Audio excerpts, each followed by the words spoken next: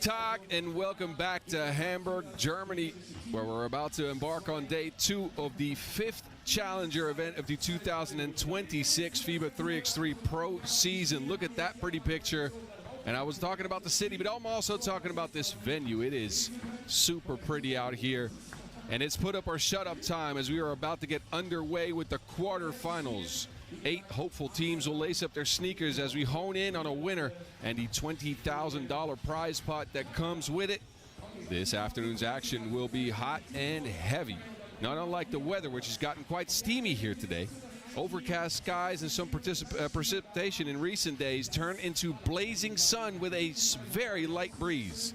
Thermometers are hitting close to 30 degrees Celsius, so the shorts are out, not just on the Enlio half-court. Plenty of storylines going into this final day at Heiliger Geistfeld with 4 undefeated teams left, including a very gritty German unit in Aachen. We'll get you up to speed on the franchises that are ready to compete here in a bit for what we can expect will be a day of excitement as we close out the 2 days hoop festivities here in our 4th ever event in Hamburg. But before we get into any of that, it is time to get re-educated. In case you don't know them yet, here are the rules of 3x3.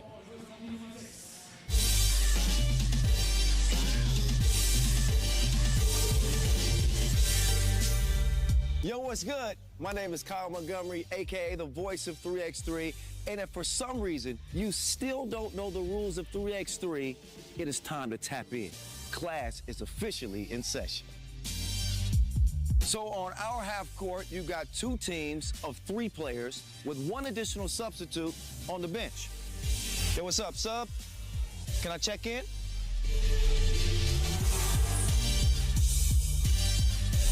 In 3x3, even the ball is different. This is the official Wilson right here. Trust me, it's groovy, baby.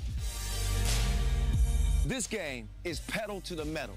10-minute game clocks, just 12-second shot clocks, and a 1st to 21 scoring format for the win. If a team doesn't score 21 points, all they have to do is outscore their opponent within 10 minutes. And you know we keep it street. In this game, we score by 1s and 2s. Anything inside the arc is worth 1. Anything outside of the arc is worth 2. Still got it. And this game is all gas, no brakes. Literally, after the opening check ball, play is continuous. Make or miss, offense turns to defense just like that. This 10-minute sprint is just getting started. We'll see you at the top.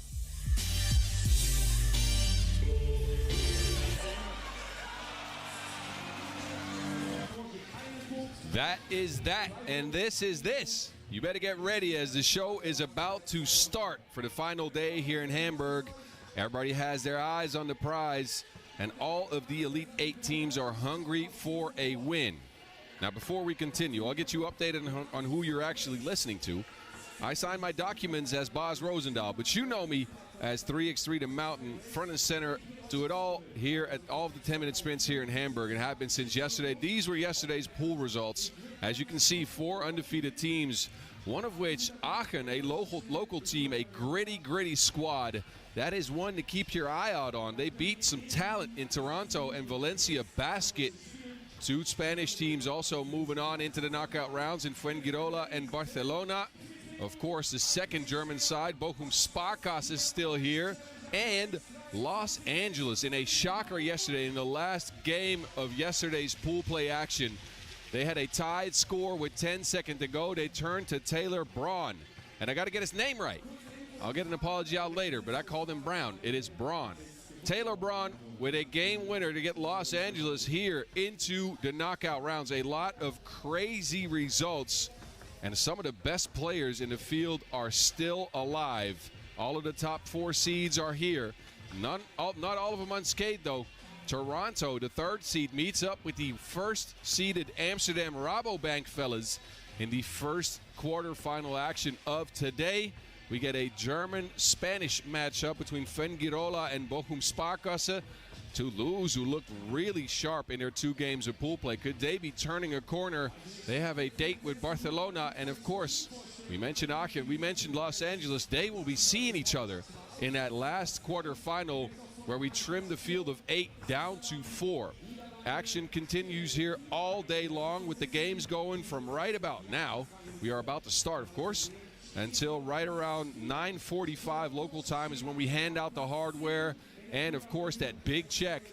So stick and stay with us right here.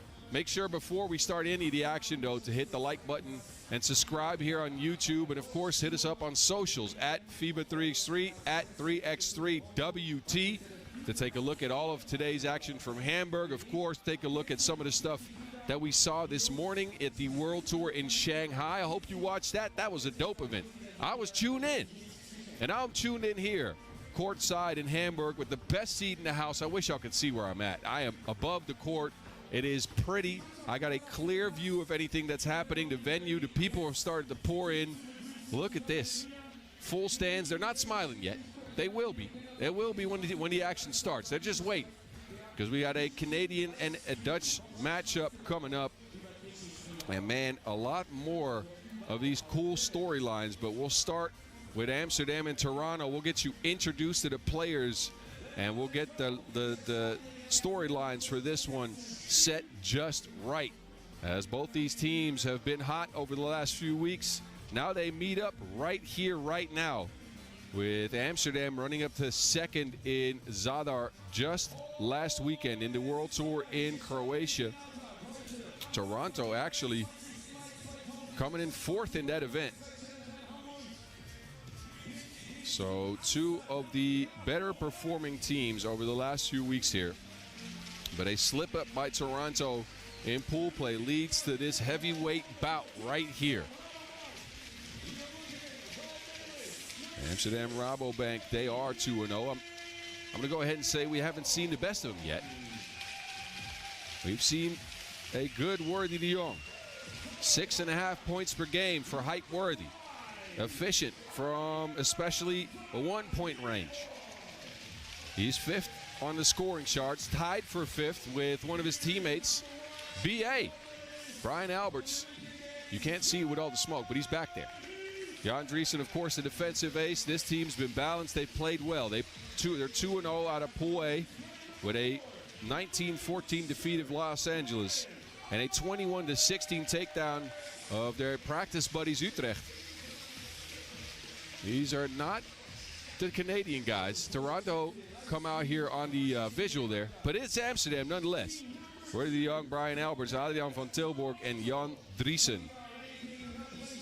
We haven't seen them at full force. They took their foot off the gas, it seemed like, in both of their games. But they've been getting hacked. Toronto, as mentioned, a surprise loss to start their campaign. They ran into the athletic Aachen squad and lost 15-21. Then in a must-win game against Valencia, 21-12, a dominant performance. And Carlos Cesati and Thibaut Vervoort have been the two-headed monster for this squad, who have shot it extremely well. They have shot a two-pointer on almost 60% of their possessions, and they're doing so at a 50% clip. Must-see TV at 6.5 points per. He's been special. And, of course, he's joined by Cesati, Page, and Bikramjit Gill. Can Toronto shake off that loss from yesterday? How will they fare against Amsterdam, who have looked balanced but have not dealt with a lot of adversity, have took their foot off the gas in a couple of these games and haven't needed to go full force? It'll be an interesting one, that's for sure. These teams have never met up in these iterations. There is a head-to-head between Amsterdam and Toronto from way back in 2023, but that was a different Toronto. That was Superman Johnson's Toronto. This is not that. So no previous matchups, although I'm sure the players have met on the court before. They'll hash it out here with Amsterdam in the red threads, Toronto in those beautiful white with the multicolored maple leaves. And once again, I'm going to go ahead and subscribe to getting one of those. Please, someone, help. I need one. I need one badly. I'm going to go on vacation this summer, and that's what I want to wear. Wes, I know you're watching. Send me one. All right, I'm done. We're about to get going with our first 10-minute sprint of the day, and it should be a good one. Two of the top 10 teams in the world right here in the middle of Hamburg, right next to St. Pauli Station. Beautiful neighborhood. I walked around some today. Real cool stuff here. I'm a little sad I get to leave tonight. But anyway, that's enough about me. We are about the games today, not about Bas. Here we go. The Dutch start with the rock. It's Worthy off the screen. A between-the-knees pass into B.A., and that shot counts. Bucket down, and a foul to boot. Not on Alberts. It's Worthy who got hacked. They got me standing right away. A double high post look here. They go into the same action. Worthy fakes the between the knees pass this time. We'll get it back to B.A. Side steps into another two-piece. That one trickles in as well. And Brian Alberts is blazing hot to start this one. Zesadi trying to answer, and he'll get a two-piece down with a foul the combo. Wow. Zesadi here with a little bit of separation, takes the hit, drains the shot. So while Amsterdam started out hot, Toronto just right back in it. Zesadi can get a free throw here for a three-point play, and that would get his squad right back in this. Not a bad way to close the gap. Zesadi does just that. He's been highly efficient from the court, has Carlos Zesadi. 6 points per game, 55% from two. He only took one shot from one, and that was a miss. This was his first free throw of the tournament. So he's been a lethal weapon from the outside. Worthy tries to add to the two-point party, sees he's missing, so he's chasing it down right away, saves the Wilson inbounds. It's with B.A. now, same spot and a different result for the man we lovingly call Medieval because of his mid-range shots. There's the first one-pointer that Zesadi's made this tournament, and Worthy chucks up that miss. A wide miss.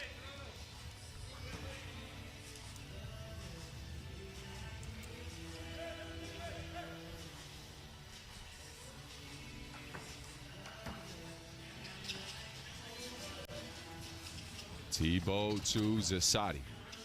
Zesadi with that length is incredibly tough to stop. When he wants to shoot a two, he can just rise up on you, as can Thibault. He'll miss here.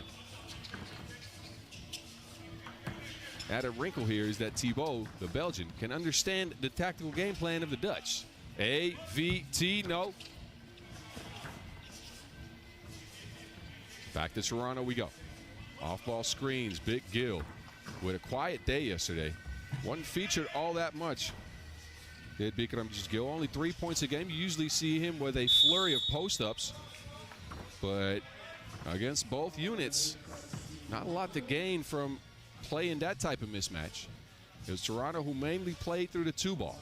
I would too, if the Mexican meditator is shooting that like that. Word, the hangs can't hit. No whistle on the play, a lot of contact.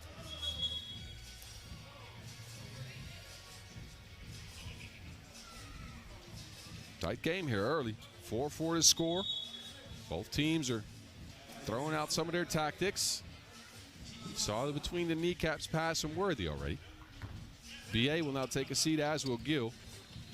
Backdoor cut. AVT creating some space underneath the basket. He'll miss the first one, gets his own rebound. Driessen. He'll attempt it to. No good. He has not made a two-point shot here at all. Both these teams, some of the worst rebounding teams in the field, however, yesterday. Both averaged right around 10 rebounds a game, which is, I'd say, more surprising for Toronto than it is for the Netherlands or for Amsterdam. Amsterdam, a slightly shorter squad, but Toronto, a very sizable team. But not having Wes Moultanie out there has given them less opportunities on the glass. Let's just say that. Page here with a strong finish. Worthy, double cross, and one for Worthy. That man ain't a basketball player, he's a ballerina. Worthy with the spin cycle and the layup. Get him to the free throw line as well.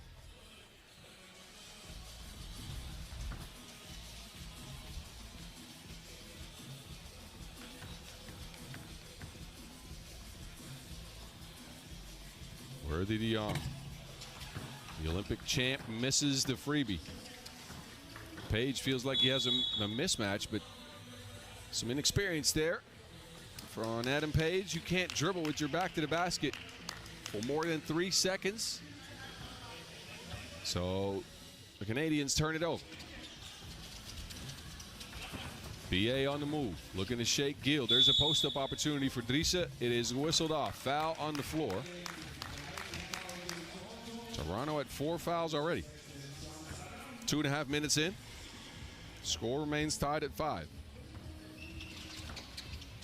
BA this time has a clean look.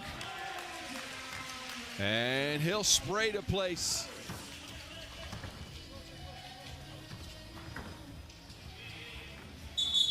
Zasadi on the floor is forced into a turnover.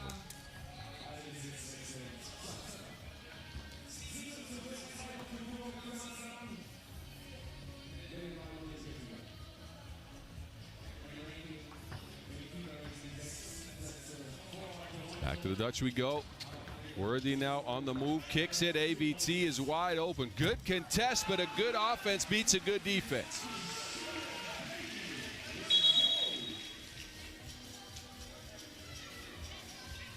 Hand up, and it doesn't matter to Van Tilburg.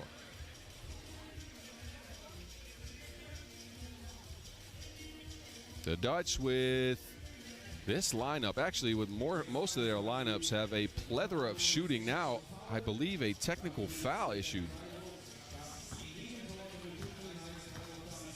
So a free throw here for Alberts. And that is a 5-point lead just like that for the Dutch.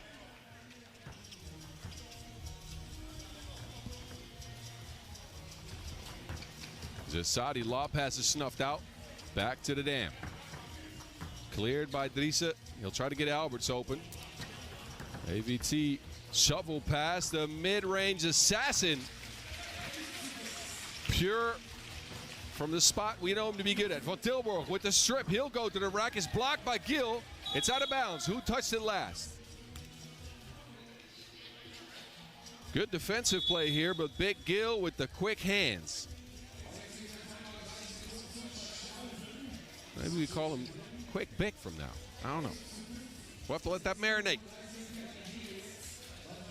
But a timeout sees us at an 11-5 score in favor of Amsterdam, who have come out ablaze. BA leading the way with 8 points for the Dutch. He's been unconscious. Zasadi did something back there. And all of the shooters are shooting outside of Worthy.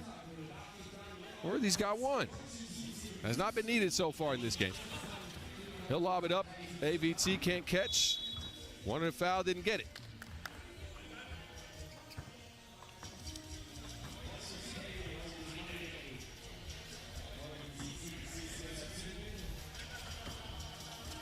Can Toronto find some offense here?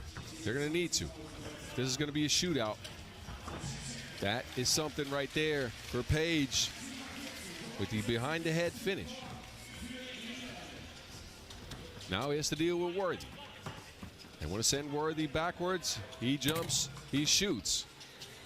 But that was a good defensive sequence, or at least a miss for the Netherlands. Page now in the post. Backdoor cutting is Vervoort. He wants a foul and doesn't get it. Physical game so far. Van Tilburg in the corner. Another two-piece. No, he'll get a rebound. Shovel pass. Worthy. Worthy on a drive. Fakes. Steps through the artistry. The artistry.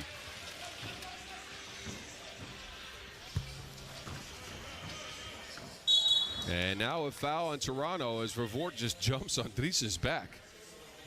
Worthy is into paint. That man's Monet. I know y'all got that. I know y'all got that. Somebody got that out there. Anyways. They foul on Toronto. That is number 6, though. They have to be careful the rest of the way. Amsterdam's looking quite good. They're getting most of the stuff they want on offense. It's led to a 12-7 advantage here. Under the watchful eye of what's starting to become a very full venue. Driessen, he'll get an offensive foul. A little bit too much on that shove there.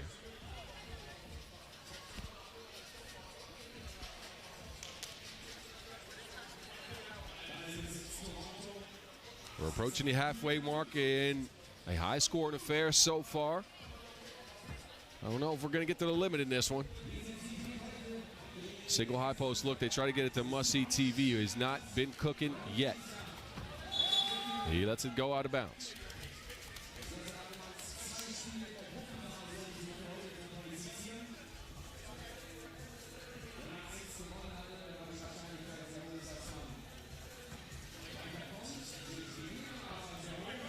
Be smooth with a pass inside. Driessen, the height advantage, can't finish. Good contest by Vervoort. It's back to BA. He'll pull the trigger, but only iron on that one. Now BA has to deal with Gill. That's the way you do it. You just foul. He didn't want any part of that mismatch. Some words for referee Chabai Koshkutu. The Canadians will get the rock here. They go to double high post looks. Must-see TV has not gotten any space to unleash. Page has been really good this game. He'll finish another one. Amsterdam has limited the two-point opportunities for Toronto. Alberts lobs it. AVT with a quick pass. He found them like Liam Neeson.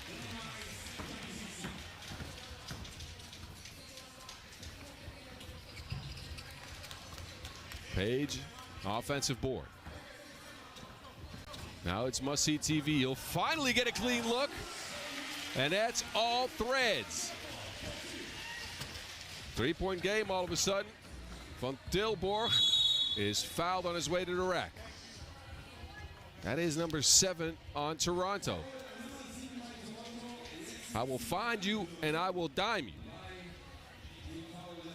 Great pass by Adriaan van Tilburg, and then must-see TV coming through with that.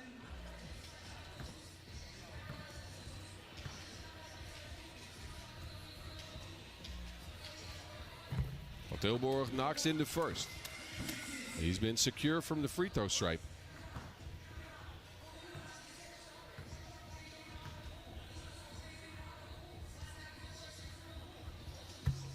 And 2 for 2 he goes, and we're back out to a 5-point lead. Zissadi, no space. Amsterdam is trying to force Toronto into ones. It's 2 people on must-see TV. They are selling out on the shooters. Anytime Zissadi or Vervoort get any type of daylight, there's 2 red jerseys right on top of them. They don't care about giving up ones. They'd rather not have them shoot 2s, and I would do the same thing. Toronto shot 50% from the land of plenty yesterday. Worthy wanted to get a foul, didn't get it.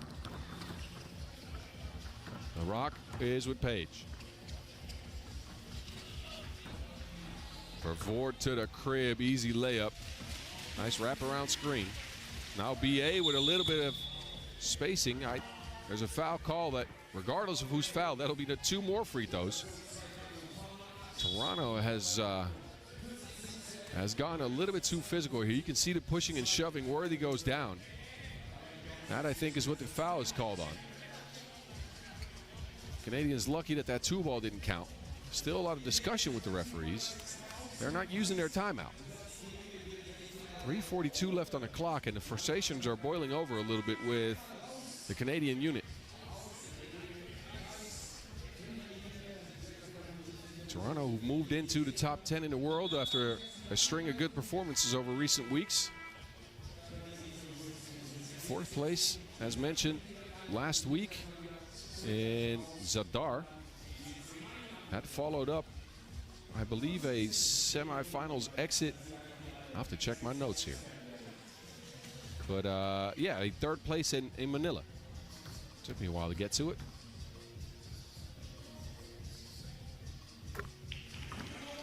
The Dutch continue to make their free throws. It's easy money from there. And Worthy with a chance here to put him up by 6. Largest lead of the game. Amsterdam 4 away from that 21-point mark. Toronto need to find some offense. This will help. Worthy NBA link up again. Alberts this time opts for the mid-range shot. That is pure as well. He's working on a 9-piece. BA's been special in this one. Gill using all that strength. He'll get another one.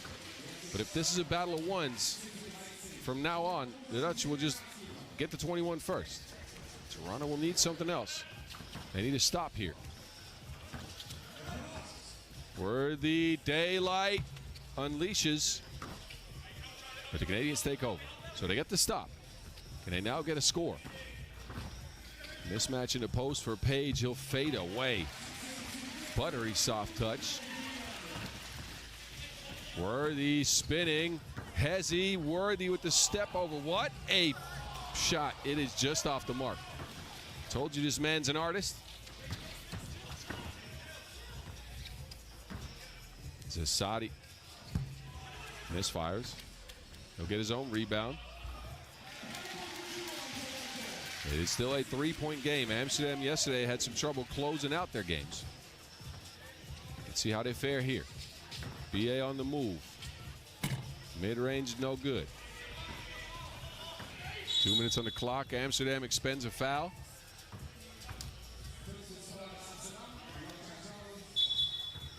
Worthy with just a ridiculous amount of moves, but a narrow miss. That rolls off the rim. It is now a timeout. Again, this is just a 3-point game. Toronto is very much in this. And then Amsterdam has relied on Brian Alberts for 50% of their offensive production. Zasadi's got 5 for Toronto. But they have a bit more of a balanced approach so far. Toronto will have the Wilson. They go with Revort, Page, and Zasadi. Gill's on the bench. Worthy will sit for Amsterdam. There's a foul. Driesen is down, holding his forehead. Not quite sure what happened there. We'll see here. It's the screen. Oh, Page just trucks young Driesen. Inadvertent, but a foul regardless. It is an offensive one. Or at least it seems like.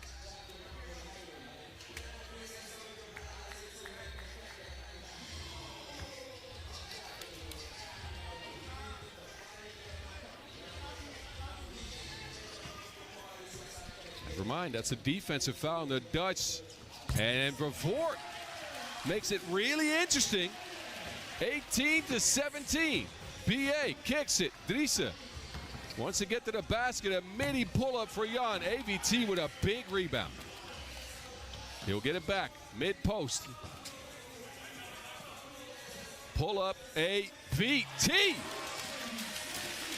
Van Tilburg with a very important 2-piece to stabilize here for the Dutch. Toronto pressured. Zasadi stuck in the corner. He is out of bounds. Van Tilburg with a huge sequence there. Getting that 2-piece down after Toronto came back within 1. We remind you, Amsterdam was up 6. Now it's Worthy to the rack. He will create the shot, and that is it. Worthy puts it to bed. The hype came through at the end there. Pretty shot. And it's Amsterdam RABOBANK who move on into the Final Four here in Hamburg. Toronto will bow out. A good effort by them, but the foul trouble is what got them in the end.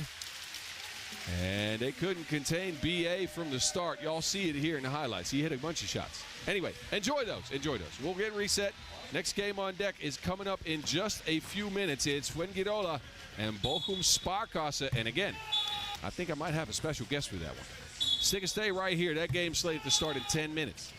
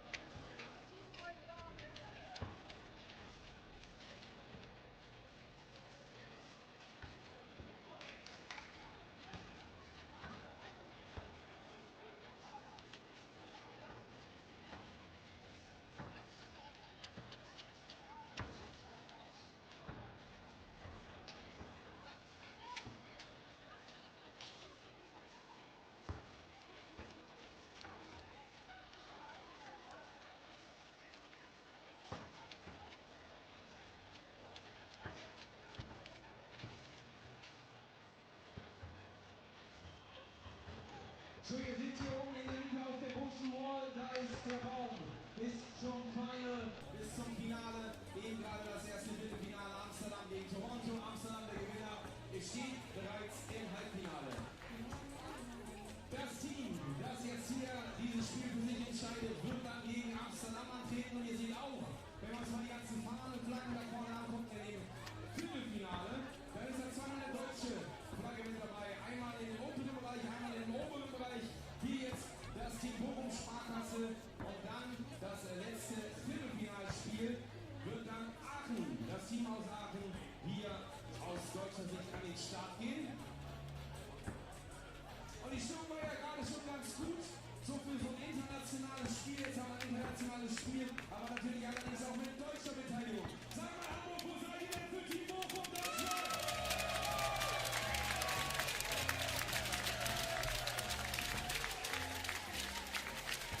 Und wo sind die spanischen Fans für Team Fuengirola? Der Play-Rekord, der ist super. Und so ein bisschen Ein-Team-Situation wird man natürlich haben hier beim Challenger in Hamburg. Also, wir brauchen euch gleich, wenn es dann hier gleich losgeht bei dem zweiten Viertelfinalspiel.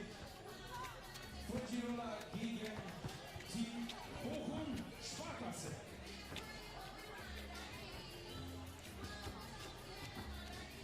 Beide Teams gestern, also es gab, vielleicht das fehlt als für euch Information noch, gestern gab es im Bereich von Mittag bis in den Nachmittag rein noch eine Qualifizierungsrunde, wo man sich dann so überhaupt erst für die Gruppenphase qualifiziert hat.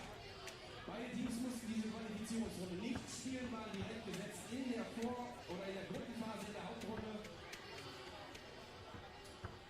und hatten deswegen gestern 2 Spiele. Heute jetzt das Viertelfinale und jetzt geht es gleich los mit der Mannschaftsvorstellung. Und wir starten zuerst mit den Spaniern. Na, freue ich mich, wenn ihr sie einfach herzlich applaudiert empfangen werdet. Und dann kommt die Bochum Sparkasse. Dann möchte ich das hier ausrasten. Ist ja klar. Zweite Viertelfinale am heutigen Tag hier mit dem Finalday in Hamburg.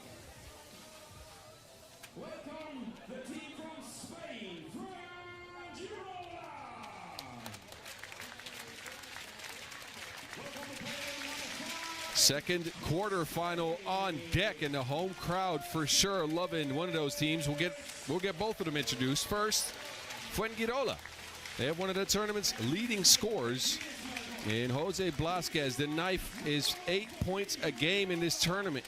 Combine that with 5 rebounds, that gives you a double 5 every single game. He's been super good. He's joined by Godwin, the presence under the boards.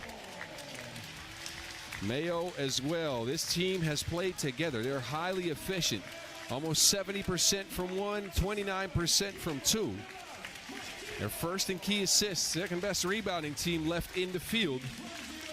Diego de Blas, of course, a part of this unit as well. Who's also a part of a unit is my broadcast partner, Leon Fertig. He's back, ladies and gentlemen. What hello, up? hello, hello. How are you, man? I'm all right. Weather is great. 3x3 is great. It is a good day of games so far. Did you check out the Amsterdam-Toronto game? Of course, of course. That was high-level 3x3 basketball right there. Definitely. Great game to start the day. Oh, yeah. We are continuing the action, though. Bochum Sparkasse 1-1 in Pool B. They make it out here after defeating Mariampol Mantinga in a play-in game. They finally got Nicolas Geske back for that one. He was in traffic for their first game. He made it for the second. Dropped in a couple of two-pointers. He was good. Miles Osei is out there, Marvin Heckel, and the tournament's leading rebounder, Luca Ozono. So, Leon, I'm going to start firing questions right away. You know this. You know these German guys very well. They come into, I think, their first ever day 2 action as a unit. They have to go up against one of the top seeds in the tournament in Fuengirola. What's the mindset going into a game like this? I mean, we saw it yesterday. Bochum had a very good game when they played with 4 players. Yeah. So I think for them it's just their goal to keep that energy and leave everything on the court to see what they can do against a good performing Fuengirola. Yeah, Fuengirola again 2-0 in pool play. They were super good. 21-20 over Liberec. That was a tight one. They came back and won that. And then they took care of Barcelona 17-12. So they played their defense in that one. And as mentioned, they are one of the best teams in the field when it comes to hitting ones. Almost 70%. These are your key metrics. Now it comes down to whoever has the most heart on the court. Bochum will have an extra added piece here with the crowd, of course, in their favor. Bochum is what, a 3-4 hour drive away? Yes. Okay, yes. See, there you like go. 4. So I'm sure some of the people here would love to support a German team, so they're out here. They play in the green threads. Of course, Fuengirola, as we know, in the orange ones.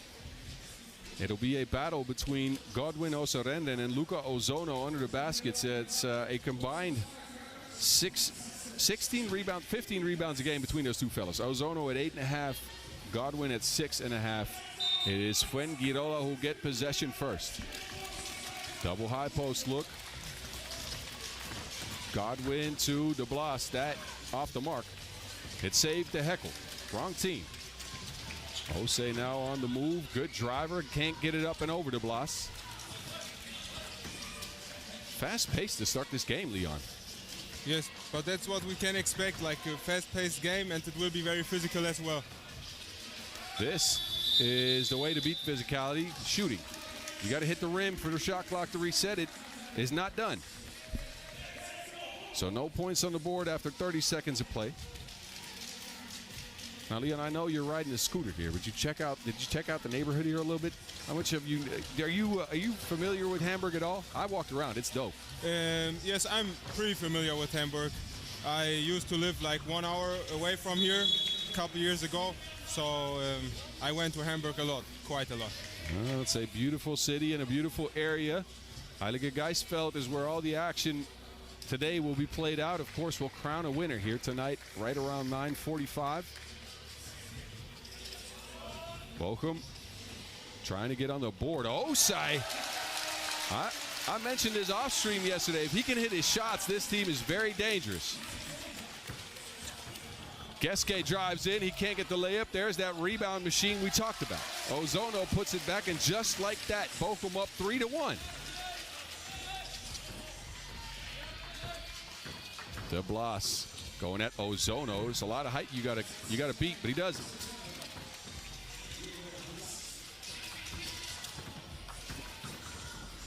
Oh, Miles gets his stuff packed. Back to De Blas. He separates, lines up a 2-ball. De Blas has been off the mark. He has not shot it well in the tournament. He's at 15% from range. Geske with an and one from beyond the arc. Big shot from Nicholas Geske. The veteran lines up the laces and shreds the threads. He'll go to the free throw strike. Man, Leon, it's early in the game, but Bochum's coming out like they want to win this one badly. I mean, it's their first pro circuit event, so they have to throw it in everything they can. They're going at it. Yeah, they're going at it full force, you can tell. Back to Miles, who's been a lot more aggressive in this one. He'll try to turn into a shot, can't get it. Back to Nicholas. Nicholas lobs it to Miles. It's poked out by Mayo. That was a beautiful play. No result, though. And on the other end, the knife with another dagger. Heckel. Wow, that was quite the hesitation. I think Marvin can really bring something to this team, Leon. I've liked what I've seen from him. He is a explosive offensive player. Look at this. Yes, his first step is just so fast. Lightning quick. If only his 2-ball would come around. He is 1 for 10 on the tournament. I'm sure the German fans are waiting for that to happen. I think the rhythm of the game right now fits perfectly for him. You are right. His pace is exactly where he can thrive in. Godwin slides out of bounds. Can't keep his feet in the lines. It'll be green ball. Osai sitting down. Let's see if they go back to Heckel. He's created a lot of the offense over the last few possessions. He'll line up a 2-piece this time. Steps into it, but it hits the front of the rim. Mayo to the rack, slow steps, good hands by Heckel. It ends up a score anyways. Heckel now avoiding the contact. Beautiful feed into Ozono. Man, he had Superman laser vision on that one.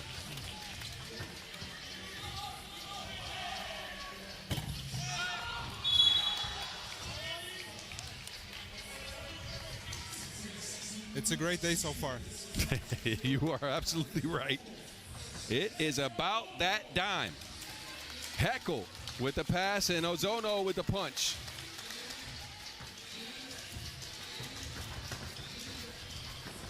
Gasquet with a flurry of moves will get around the screen. He drives in and finds Ozono. This combination is just working. Luka is in the right spot every single time. Now you play with a great screener yourself. So what is it like as a ball handler to be able to get a guy that is in the right spot all times? Like, because I've seen Ozono here, and he's been in the right spot almost every single time. I mean, it just makes everything much easier. You can see after the pick, Gasquet is wide open most of the time, and then it's just easy to take the right decision if you have a lot of space.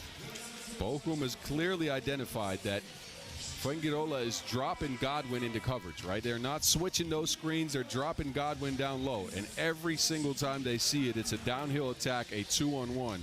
So they've done well. Now Godwin's sitting. So let's see what they do here. The Spaniards struggling a little bit on offense here. They got 6 points after 3 minutes.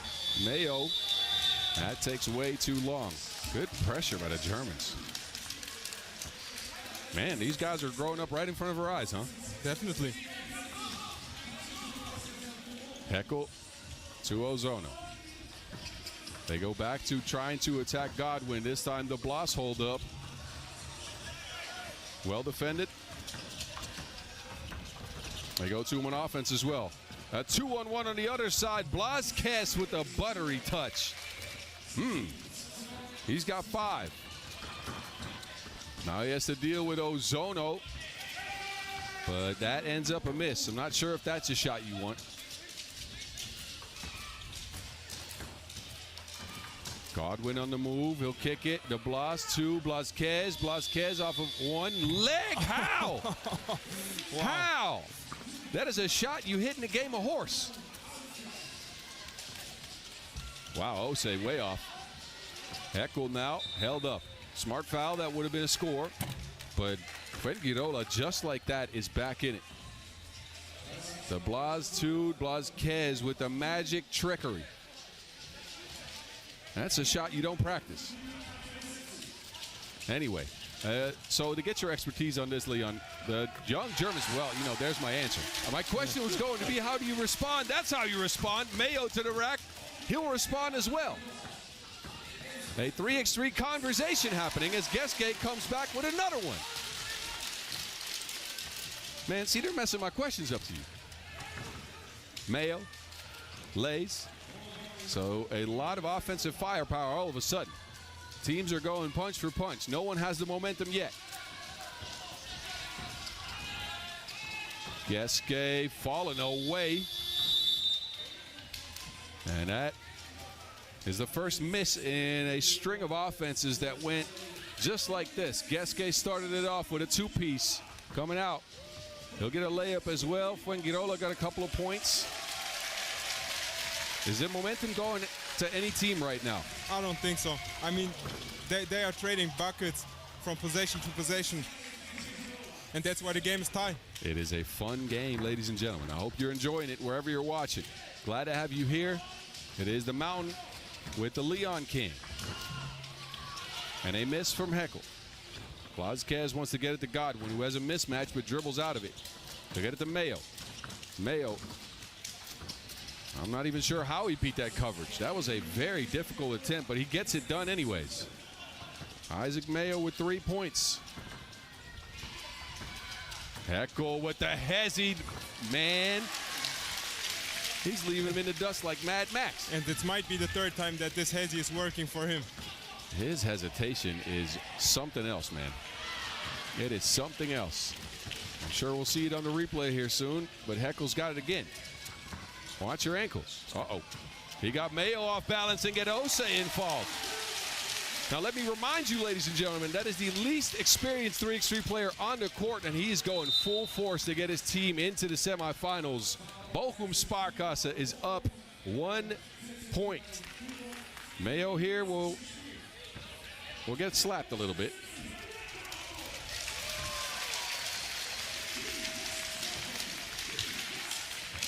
Fuengirola have it now. It's very impressive that both teams can held up on this pace. Even with the temperatures being the way they are, man, yes. It is close to 30 degrees Celsius. I'm sweating. I know you are too, as we're set up underneath a flat roof, so it is quite steamy in here. But man, the way these teams have been playing, they are trying to race each other to 21 while still playing good defense, and then we get shots like that. Blazquez, you'll see that one on a bunch of highlights on the gram. Maybe that one as well. Filthy hesitation, lefty in and out from Heckel, who is really making his mark here. He's on the bench now, getting some oxygen.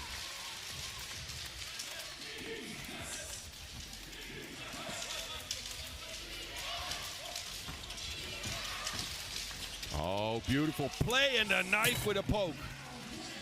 Blazquez working on a 9-point game right now.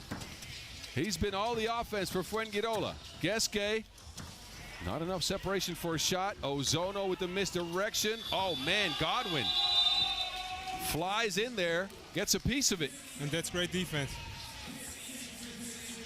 First the physicality, then the reach to get that Wilson out.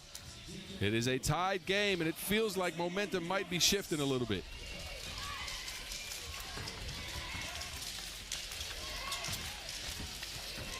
Mayo to the rack. He is so quick with that first step off behind the screen. Ose can do the same thing. I like what Miles has done today, Leon. He's been really aggressive. I think he really wants it. You can tell. He's even taken 2-point shots. Talked about it after the games with him yesterday. He said, my shot's good. He was 0 for 4. He still had confidence. Luka was open. He's held up. Not a lot of fouls in this one. Fuengirola at 5. Bochum actually only at 2. Under 3 minutes. So not only have they played well, they've played disciplined defense.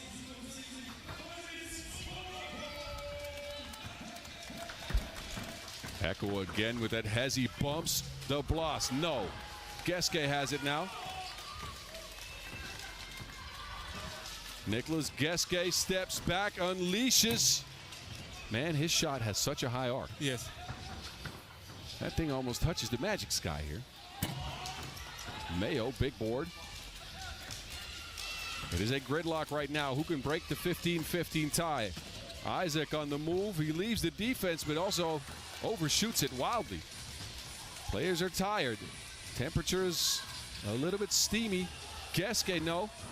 Heckel saves it. Ozono in the right spot. He will finish it up. Hustle play from Heckel leading to that bucket. Ozono now with a good foul. That is a smart play. Definitely. But that's what it's about. Hustle plays. This is the 50-50 stuff you got to get if you want to get a win. Heckel saves it. Look at how tired he is, too. He is fully gassed. Now, I asked you this yesterday. I'm going to ask you the same thing. This is a close game. We're going into the last stretch.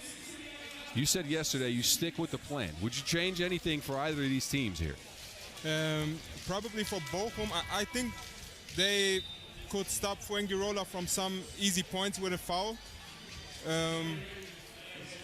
But I think both teams should try to control the boards and make the most out of their possessions. So using your fouls as a resource for Bochum. Let's see if they do it. Blazquez to Mayo. Mayo, herky-jerky, steps back. Contested, doesn't matter. Two-piece right in Ose's grill. Geske again with that 2-on-1 offset, taking himself this time. Man, he told Mayo to get in the gym. I don't think Nicholas is the guy to flex on somebody, is he? Probably not, huh? Most likely not. Blazquez, end of the shot clock, in and out. That was halfway down. Geske will try to get one all the way down. That is also not the case. Mayo now, he's got one, not two. And a foul. This is where you use those fouls as a resource. De Blas was open under the basket. Geske, a foul to stop the score. This looked like it was going down. Halfway down, and then a betrayal. Coughed out 17-17. My hands are sweating, and not because it's hot.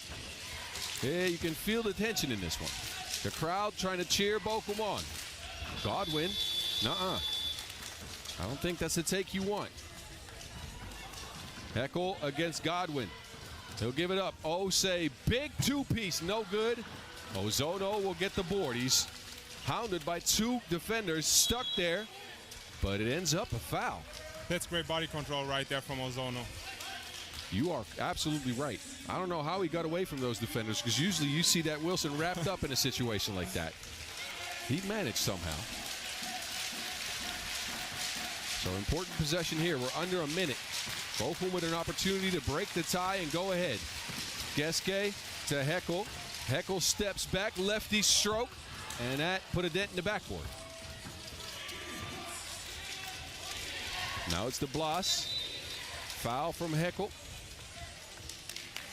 Fifth on Bochum. Fuengirola is at the bonus. They cannot foul anymore, especially with the time being what it is. Now, an important question here, Leon. We've seen you step up in moments like this. End of the game, you hit the most important shots, and I know you do that because you want those shots, right? Who do you think on either team is going to be the guy for that? Well, Mayo answers that question right away. See, there we go. Geske with a response. No. Mayo got his team up by two. Two away from game now for Fuengirola. 19-17. Quick cross. Mayo to the right. Oh, no. Oh, no. Oh, no.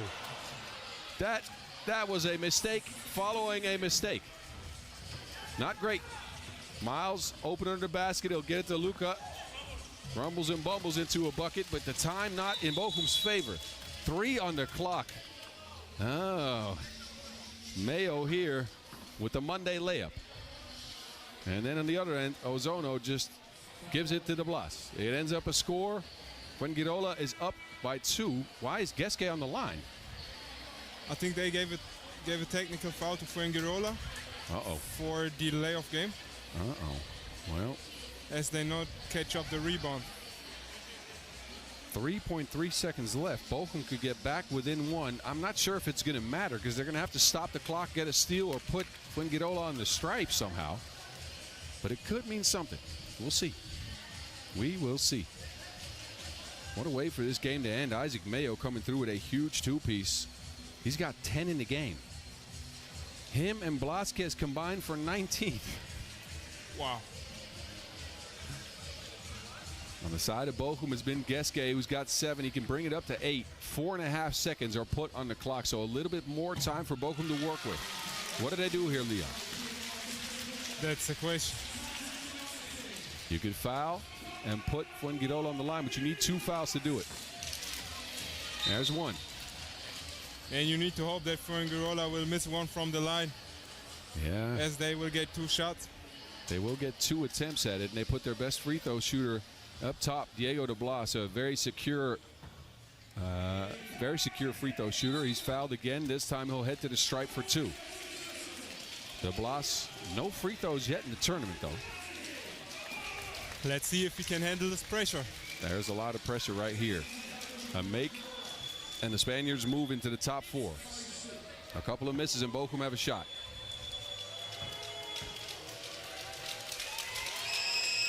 Oh, De Blas with the first miss on the back of the rim. The crowd is looking to distract him. They want to help Bochum. Can he do it? De Blas tired at the end of the game, and he'll ice it. Diego De Blas silences the crowd and gets his team a narrow win.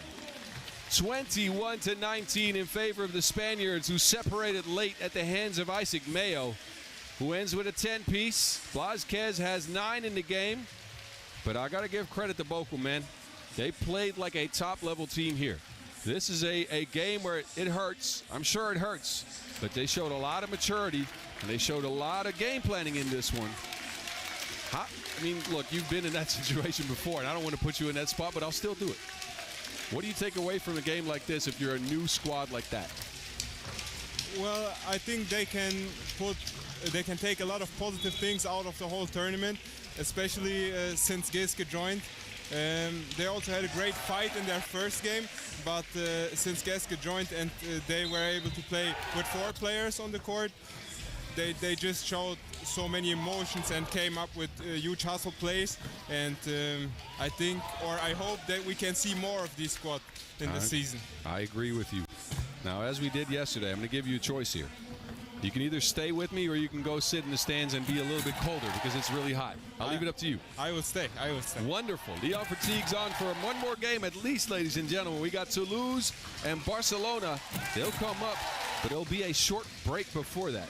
That game slated to start 40 minutes from now. So actually, you don't stay here. We go sit down somewhere. We'll chat, and we'll be back right here at 6:15 local time for Toulouse and Barcelona.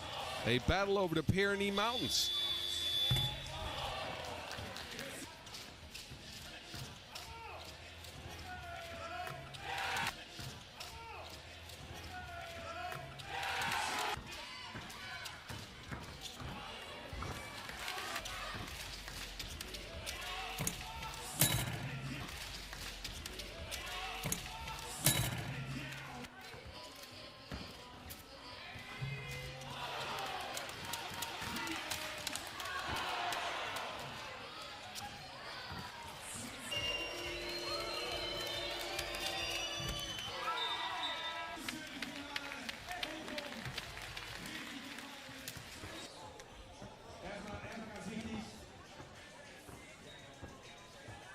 Teamfoto natürlich, aber Hamburg auf der Nord- und auf der Südtribüne. Hier vom etwas kleineren Millantor-Stadion um die Ecke, hier der größten Active City Arena heute zumindest. Wenn die Teams hier einmal auf das Feld gekommen sind und dann dieses Foto gemacht haben, dann seid ihr doch vorher mal ausgerastet. Warum seid ihr denn jetzt so leise für die Hauptteammates von dieser Party?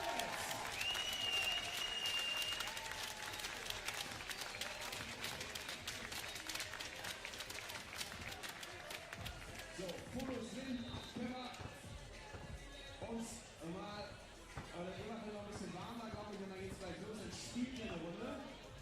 Soweit ich weiß, kommt auch noch ein Ref irgendwo oder so. Das wird zumindest ja lang vielleicht.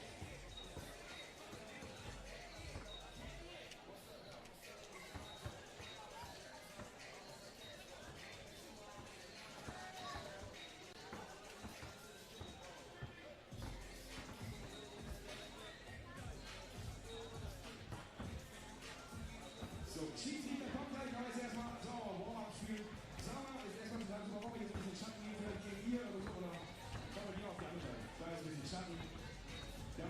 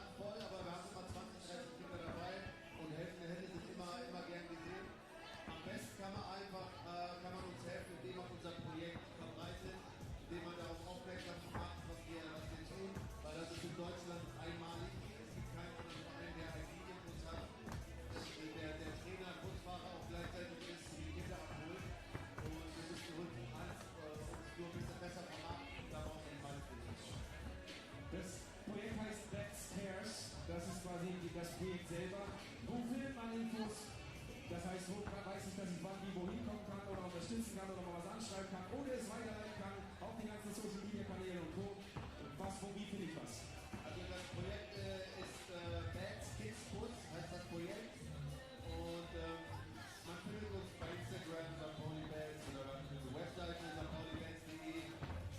Überall, wenn man uns erreichen will, kann man uns einfach erreichen. Unter Poly Basketball eingeben, dann findet man uns schon.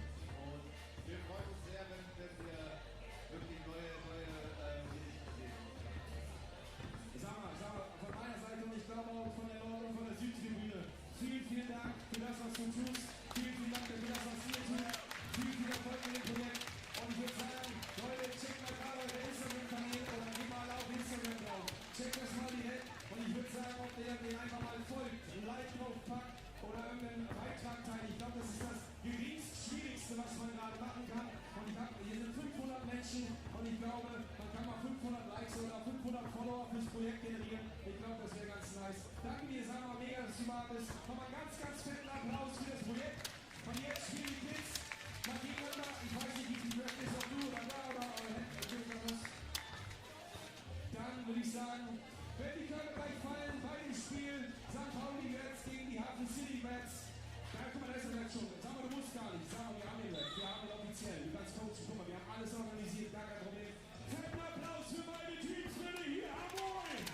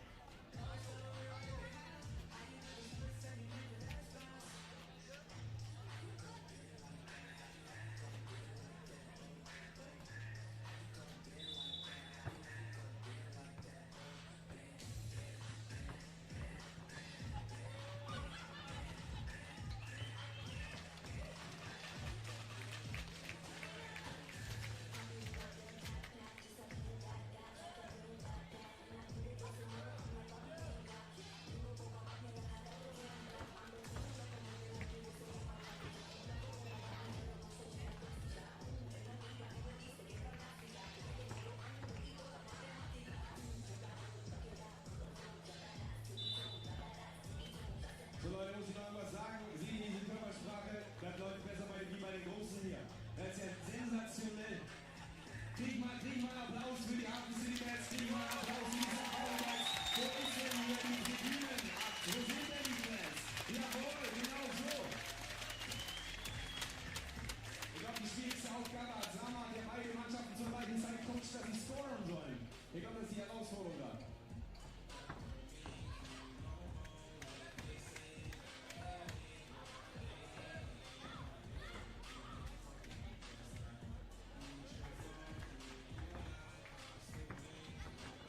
Leute, wenn hier ein Korb fällt, dann will ich, dass ihr so unfassbar ausrastet.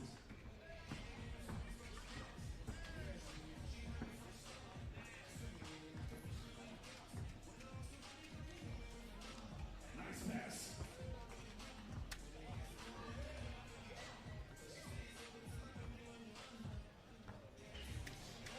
Oh, shit.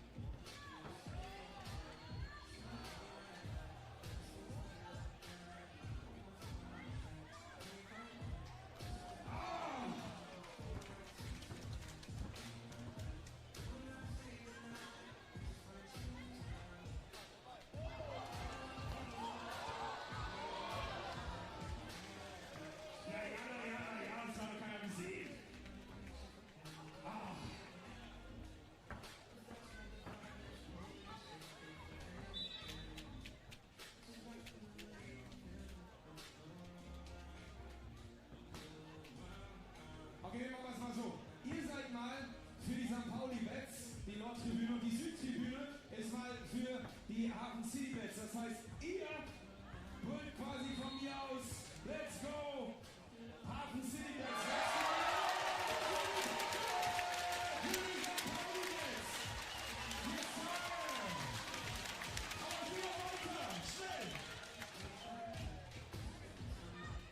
Und wenn die Hafen City Bets angreifen, schreit ihr Defense. Und wenn die St. Pauli Bets anschalten, schreit ihr Defense. Mal gucken, ob wir das hinkriegen. Ich weiß, ein bisschen koordinativ, aber...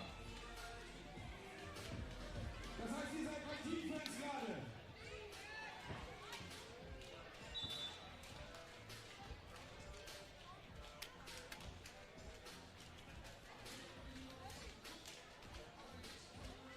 So, jetzt seid ihr bei Defense.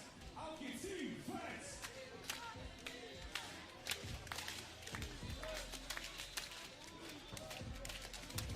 Wir üben das nochmal. Vielleicht ist die Sonne gerade zu heiß. Fackelt nicht lange.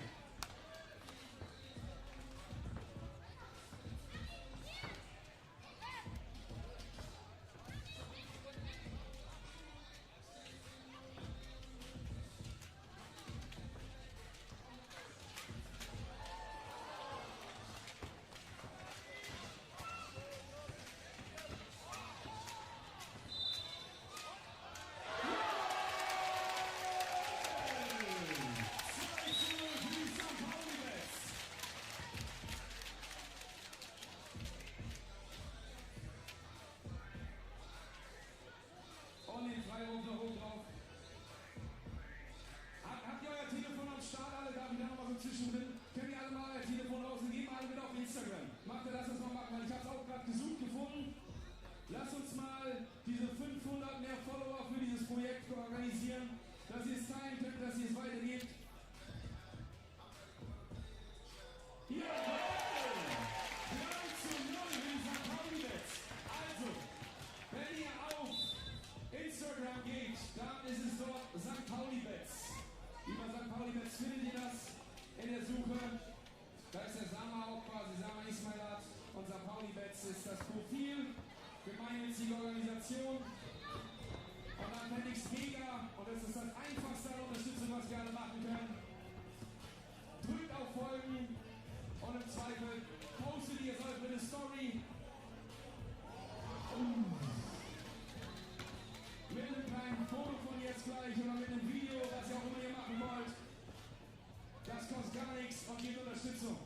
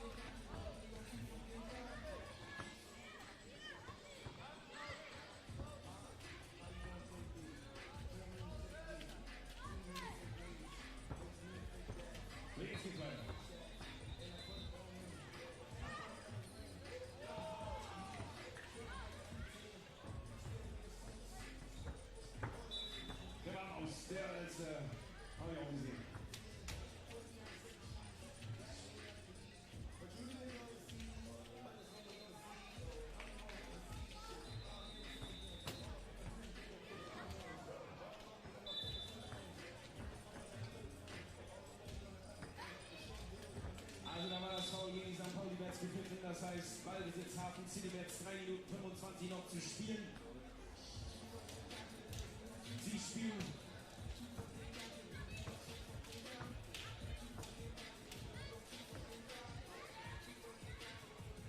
Oh, der war gut.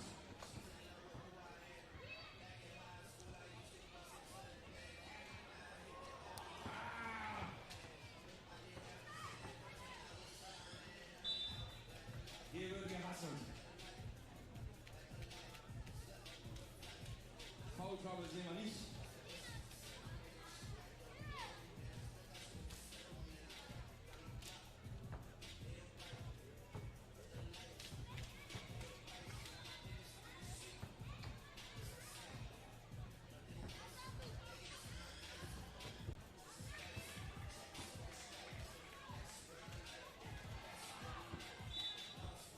Minuten 48 noch zu spielen hier.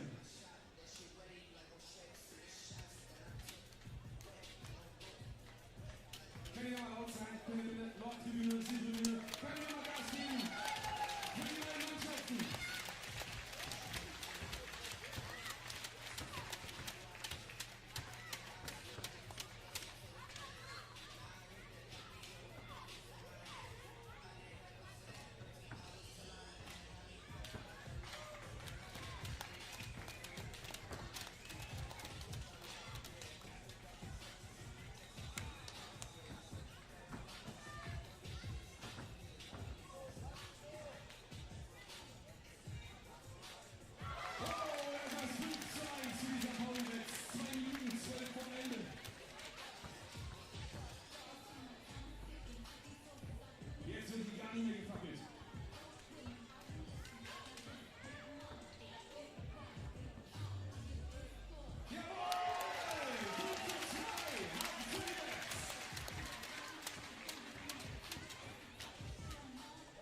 Über Sport hier.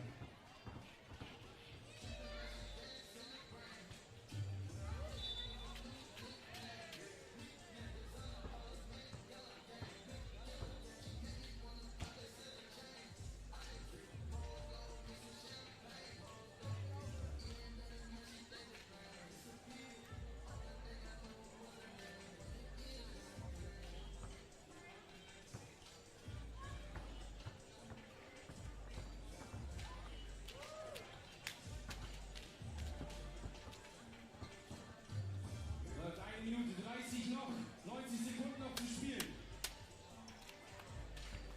Und eine Sache muss ich sagen, Sama, maximal Respekt, richtig geiles Ding, absolut.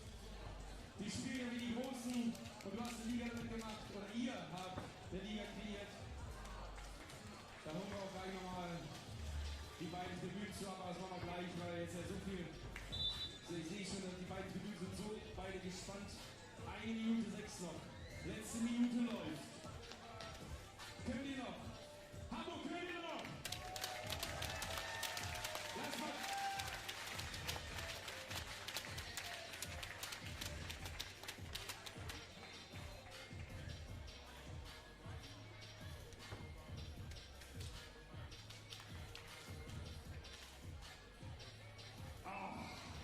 Kann ich drin sehen.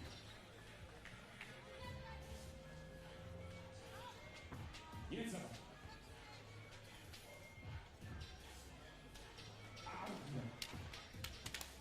So, Hamburg, in 4 Sekunden geht die letzte Minute los. Können wir da mal durchklatschen? Können wir da mal durchklatschen für meine Mannschaft noch?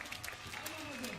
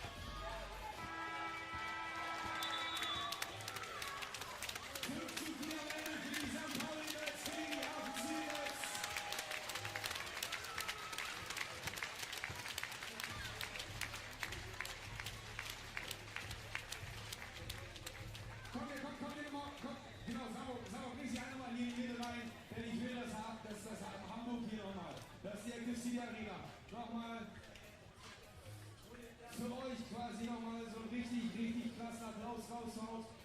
Ich hoffe, alle haben schon das Handy genommen, haben ein Foto gemacht, genau hier. Die Jungs wissen, wie es geht, die Mädels auch. Kriegen wir noch einen Applaus für Kammer. Zeige Augen zu Liebes, zeige St. Pauli-Bets.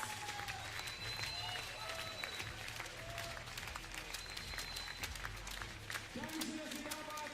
Macht doch ein Foto, packt auf Instagram verlinkt, St. Pauli-Bets auf Instagram. So könnt ihr das Projekt schon unterstützen. Und sag mal, ich hoffe, wir konnten ein paar Likes noch generieren. Vielen Dank, dass du da bist. Und nochmal den allerletzten riesenfetten Applaus für Sarah und sein Team. Unterstützt sie, macht mit, werdet Jugendbetreuer, fahrt in den Bus mit, coacht sie und habt einfach Spaß mit den Kids. Richtig fett. Toll, dass ihr das macht. Mega. Dankeschön.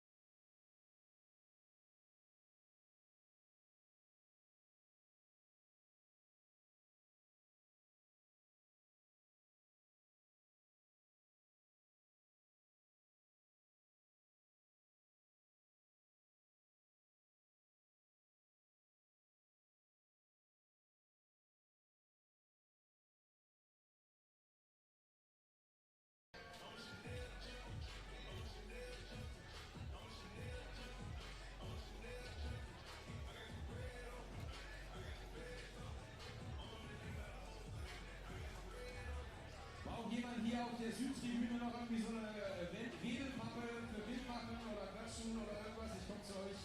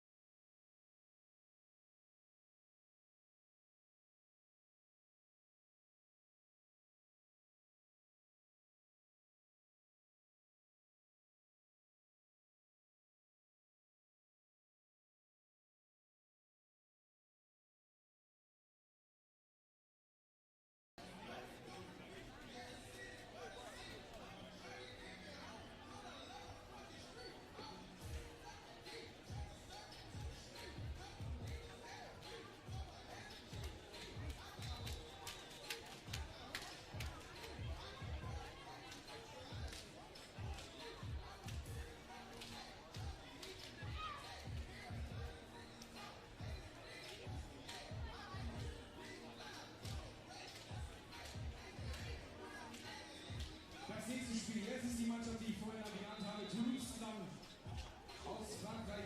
Vor 2 Jahren hießen sie Paris, haben das Ding hier 2024 gewonnen. Jetzt sind sie wieder angetreten und haben den Einzug in das Viertelfinale erreicht. Wollen ins Halbfinale einziehen gegen Barcelona. Und danach dann das Spiel, wo ich dann auch mal von euch maximale Unterstützung haben möchte. Bochum hat es knapp verfehlt, dieses Halbfinale. Das war schon mal, das zeigt, wie spannend und wie schnelllebig dieser 3x3 Basketball ist. Und dann kommt Aachen. Die haben bisher alle Spiele gewonnen, die sind den ganz langen Weg gegangen. Die sind gestern Mittag gestartet. In der Qualifier-Runde hatten sie 2 Spiele. Haben beide gewonnen. Sind dann in die Vorrunde, also in die Gruppenphase gekommen. Haben da auch beide Spiele gewonnen. Sind wir sozusagen bislang ungeschlagen in das Viertelfinale eingezogen und wollen natürlich heute genauso weitermachen. Und das schaffen sie am besten mit eurer Unterstützung. Schön, dass ihr den Weg hier in die FIBA Arena gefunden habt und lasst uns dann nachher nochmal eskalieren, noch ein weiteres Mal. Vielleicht müssen wir das auch noch ein zweites und drittes Mal machen, denn das ist der Plan ja. Halbfinale, Finale.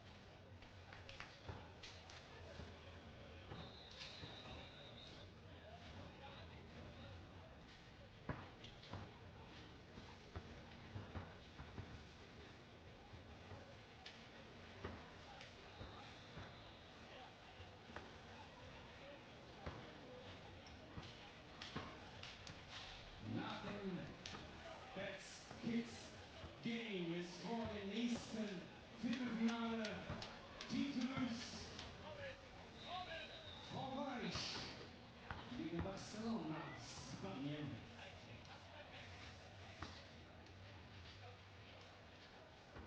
Well, is ready for this announcement.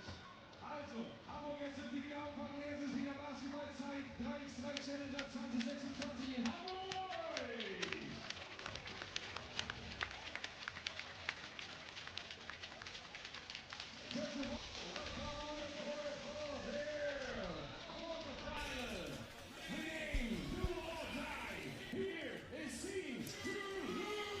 Toulouse and Barcelona in a battle over the Pyrenees Mountains. The French looked superb yesterday with 2 wins. Highest scoring team in the field. A 2013 takedown of Bochum, a 21-14 win over Mariampol Montinga is what gets them here. They're your 2nd seed. It's Jules Rambeau to the court first. He's had a good tournament. 5.5 a game for Jules, but it's Frank Segala for them as Paul Joko makes it onto the court. Frank Say, the tournament's leading scorer out of pool play, co-led it with a couple other guys, 8 points per. He's come in with a great performance. Suhard has been very good from range. As a team, Toulouse has shot 9 for 21 from the land at plenty. That is very good. Best defensive unit as well. Have kept teams to 13.5 per game. So could this be a turning the corner type of moment for Toulouse as they look sharp? They take on a squad that didn't look so sharp. Barcelona lost to Fuengirola and then got a narrow victory over Liberec to get here. The 17-15 win in the playing game. It was Jordi Wanola with 7 in that game to get the job done. He's joined by Neil Bria, Jaime Zanca, and Jon Galarza. Your team, Barcelona, looking to turn the tide here on day 2 after a subpar day 1. I'll say that with all due respect. They didn't play so well. And we'll see how they manage here against Toulouse, who, again, have looked super sharp after a meager start to the season for them. Haven't gotten better than 6th place in 3 events so far. They are looking to get better here. They are looking to improve. They're looking to get back into rhythm. The French have done well. These teams have met up a couple of times last year. I'll get you to head-to-head in just a second as we look at a sold-out venue. Not fully sold out, but it's packed. It is packed to the brim here. And more people are still coming in, watching these guys work, trying to get into the top 4 here in Hamburg in a day that has just gotten hotter. It is blazing out here. It is steaming. I don't mind it. We've had a string of bad weather here in the northwest of Europe, and it's turned like that. But we need some towels here in the broadcast to keep us from sweating. I'm sure the players have it worse. They're on the court sweating. As teams talk about their last tactics, I am joined once again by my favorite guest and only guest so far. It is the Skyliner star, Leon Verteeg. Recovered well enough from his injury now that he can join me in the broadcast booth that is up a set of stairs. So that is something to give him credit for. He talked to us yesterday about his injury recovery and how he's actually progressing very fast. He might be back this year, but Leon, how are you doing, man? I'm doing all right. I think everything is going in the right direction. I'm looking forward to come back this season. For the moment, I'm just enjoying great 3x3 basketball, so everything is good. We are enjoying your first moments here on the broadcast, at least your first ever appearance on the broadcast, I think. You ever done this before? No, actually not. Well, give the guy some credit, ladies and gentlemen. A multifaceted talent, apparently. Toulouse is, well, that is a bad foul. What did you watch both their Toulouse games yesterday? Yes. Now, we know they didn't start their season off on the right foot, right? They haven't had any good results so far. What have you thought? What do you think about their games yesterday and the way they played? I think they came out pretty sharp, playing very physical, and I think they want to continue this today, and for now, it looks like it's going into their direction with the lead. So I mentioned to the people before you came on that these teams played twice last year. You want to guess the head-to-head score in 2 games? 1-1. 2-0 Barcelona. 2-0 Barcelona. Yeah, these teams met up at the Bucharest World Tour, which was a 17-15 Barcelona win, and then at the World Tour in Vienna earlier in the year, there was a 2-point win for Barcelona as well. So Toulouse up against history here, apparently. So far, so good. They're up 2-0. Jan turns into an awkward shot, but it goes down. Galarza with the craftiness. Now it's Hugo working on that pick and roll again. A 2-on-1 up to Joko. Call that man radar. He will go up and he will find it regardless. Paul Joko with the big boom. A momentum shifting play there. 3-1 Toulouse. Bria. He's the key to the offense for Barcelona if he can get a shot going. So far, has not done well in the tournament. Neil Bria, 3 for 12. The percentage isn't bad, but you would like some more. Joko. Wow. That's so crafty. Paul Joko has come out with another mindset today after scoring a 1.5 a game yesterday. He's come out aggressive. Got a couple early. I actually had a talk with him before the tournament started today, and he said that he thinks that's a pretty good chance for them to secure a spot at the World Tour, and that's how he's playing right now. Another lob, this time to Segela with enough touch to finish, and then he takes the contact as well. Francais, your tournament's leading scorer out of pool play. He'll head to the free throw stripe with a French kiss from Frank.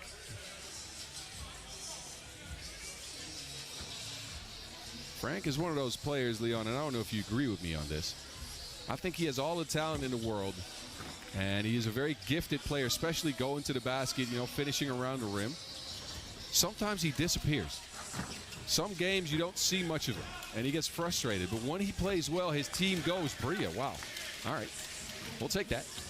But I don't know if you agree with me on that. I think Frank Segela is the most important player on this team when it comes to the added things that he can bring. We know what Suhard is going to do. He's going to run a pick and roll. He's going to hit some shots. Yeah. It's Segela that's kind of the X factor to me. Yeah, that's true. He can give you a little bit of everything. Which makes it hard too, right? Because if you can give a little bit of everything, it's sometimes hard to specify what you need to do in a certain game. And that's how you can disappear. So far, has not disappeared in the tournament yet. It's been a good Frank Segela tournament, this one. He gets it here. On the move, hangs and hits. Another beautiful, crafty play by Francais. Can Barcelona do anything here? They are looking at a big deficit already. 7-3. Juanola stuck in a crowd. It's poked away. Rambo has position. He gets it down low. The mullet. Out to Suhard. A 2-on-1 again. This time a wraparound pass. Suhard has been on one in this one. He's finding everybody.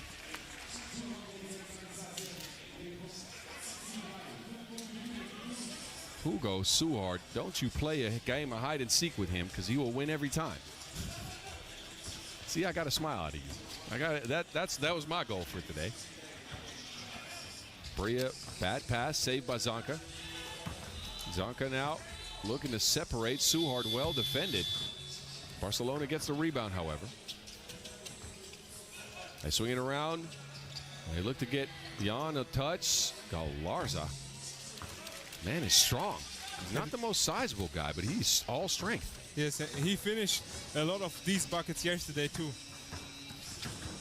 Suhard takes it himself this time. And Toulouse has not been stopped yet. It is 9-4. The French come out with some ferocity. Timeout on the floor now. First TV timeout. Now, this might be a bit off topic, Leon. But FIBA 3x3 had teams co-design their jerseys this year, right? And I've really liked that. So the Toulouse jerseys have the lightning on them. Barcelona has got, I don't even know what to call that. Like a flower? A flower or something else.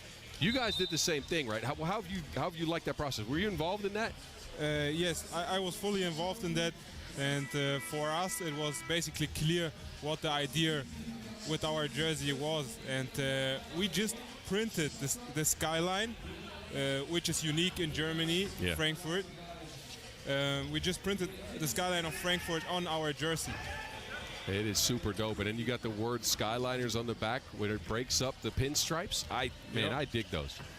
Anyway, I'm not going to ask for a shirt. If you ever have one left over for me in XXL extra long, however, I'll gladly take it. Anyway, back to the action. Juanola.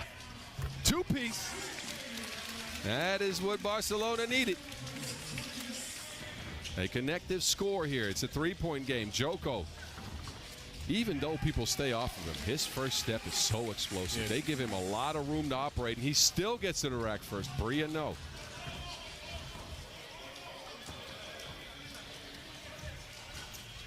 Joko is on one.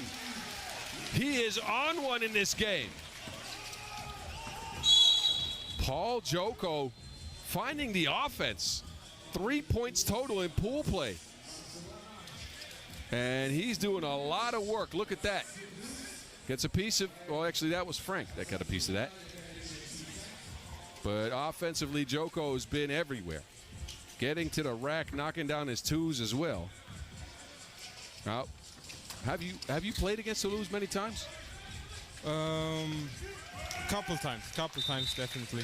How do you, and I'm not talking about Joko specifically, but it's mainly the pick and roll game with Suhard. How do you approach that type of pick and roll? Because that is the bread and butter of their offense. Yes, that's true, but I think we are using also a lot of pick and roll with Skyliners, so we basically practice to defend that day by day. Well, Barcelona are struggling with it, I'll tell you that. Yes, I mean, Suhard is playing that pick and roll very, very well. Yeah, he's crafty, and especially because he's got that floater as well. So you kind of have to respect him going towards the basket, and you have to respect him earlier than most people, right? Yes. Same thing with you, actually, because you got the mid-range pull-up. So when you come in from after the pick and roll, people have to respect you earlier than they would normally. That's true. Barcelona at a big deficit here. They need some life. They need some twos at least. Or maybe some stops, because they have not been able to stop the French. Rambo to Seguela. Now it's Seguela on the attack. He'll hang and not hit. A battle for the rebound. Toulouse, traditionally not the best of rebounding teams, did a decent job of it in pool play. Barcelona fared a little bit better, but also not the greatest of rebounding performances. So this is kind of a toss-up between them on that side. Offense that has ruled the day. Now, however, they'll get an offensive foul called on. Under 5 minutes to go in this one. It's a 13-6 game for a trip to the semifinals. Toulouse has looked very sharp. Barcelona needs some buckets. Maybe Brie is the one to do it. He's got one so far. Tries to separate Hezi, but a foul called before that. I think Toulouse has had way more easy buckets in this game so far. You're right. Their offense has come a little smoother with that pick and roll at the center of it. Barcelona has been looking for a shooter to get hot, but it's been a lot of this. Well, you know what? I said this, but now they get a free layup out of it.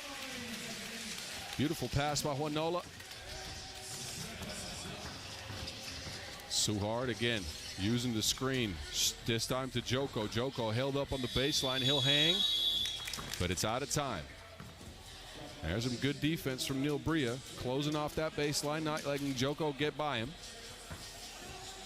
So Barcelona get a stop and a score. If they can string together another score, we might get some interesting moments here. We shall see. Juanola. Joko is all over Juanola, but he found Galarza somehow. Crafty pass and a smart foul by Bria, who was out of position.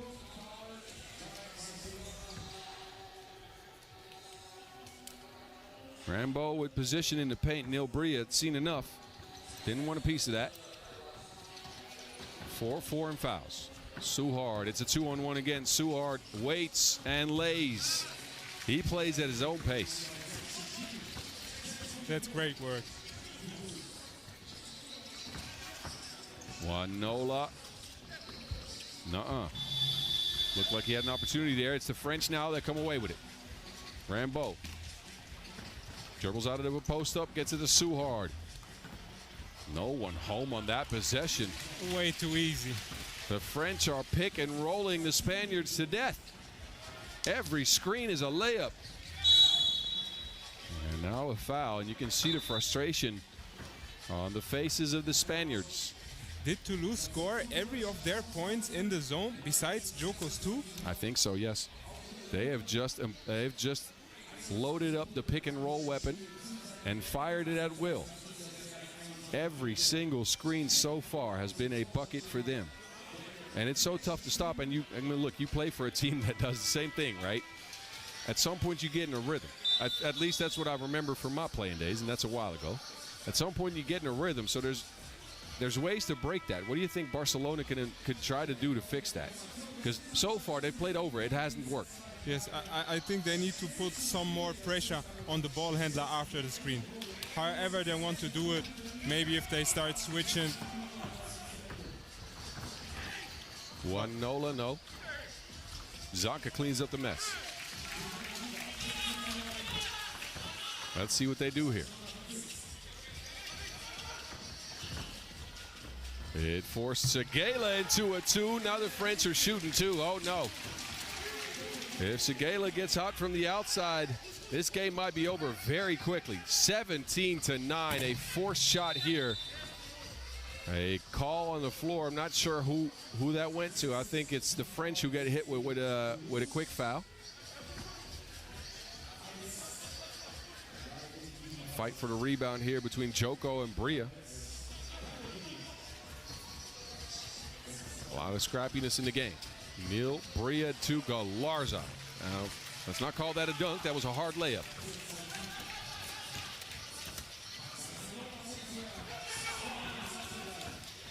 Suhard. Dead. Another 2. Everything works out for Toulouse right now. They are fully in rhythm. It's 1-2 stepping from inside and outside the arc. Since I mentioned they just scored from beyond the arc. So Barcelona is looking at a exit here if they can't turn things around. But the French have the rock again. It's Suhard with it. He's asking for a screen, hounded by Zonka. Suhard on the move. He steps into a 2. Hugo. No, wow, that was a little bit overshot. Suhard's got 8 in the game, and I would guess he has probably 5 key assists to go with that. A masterful performance from the boss. He's controlling their whole offense. This time he steps into a 2-piece. It is slightly off the mark. But with 2 minutes and 11 seconds on the clock, Toulouse look 2 away from game. Barcelona has not found their offense. I think the writing's on the wall, unless they find some magic here.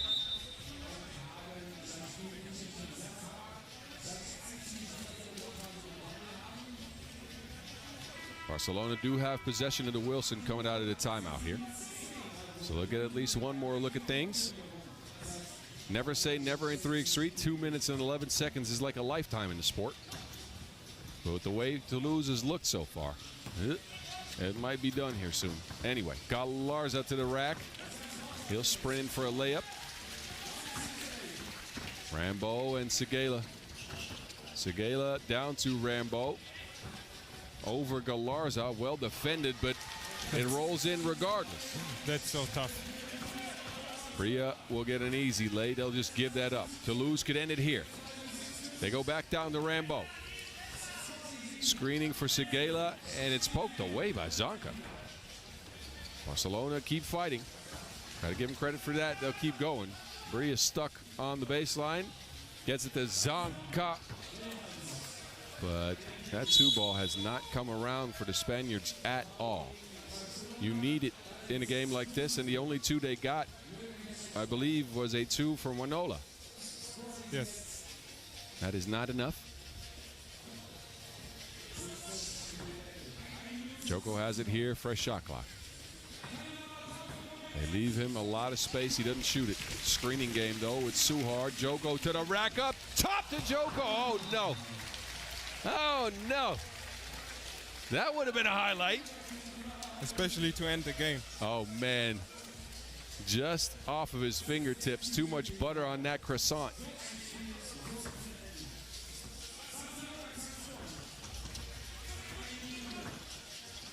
They go back down to Zanka. Barcelona make it a better looking score, but Rambo is open, and that closes the gate. 21-13, a dominant performance again by Toulouse. I've not seen him string together good games like this year so far, and they manage it here. Credits to them, because they need to turn things around, and they have looked good. And, you know, doubly interesting because we're still going into the World Cup here, right? We haven't even talked about that angle. This tournament 9 days out from the World Cup in Warsaw next week. And all of these Toulouse players want to get on the national team.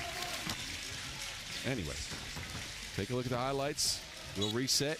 Leon, I'll give you another choice because I've been hearing from people that want you to stay on. I will stay.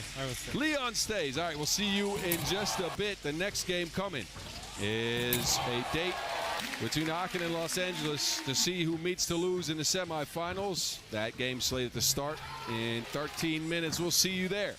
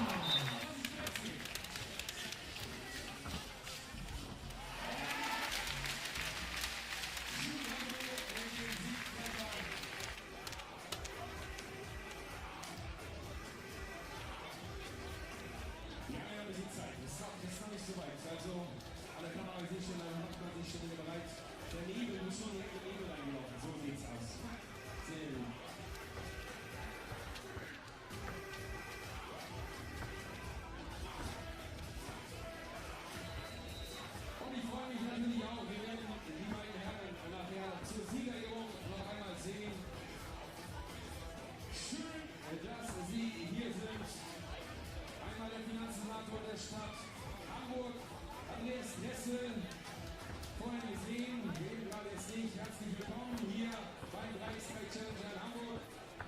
Und ihn sehe ich von mir. Herzlich willkommen, den Vizepräsidenten des Deutschen Basketballbundes, Stefan Reit. Schön, dass du da bist.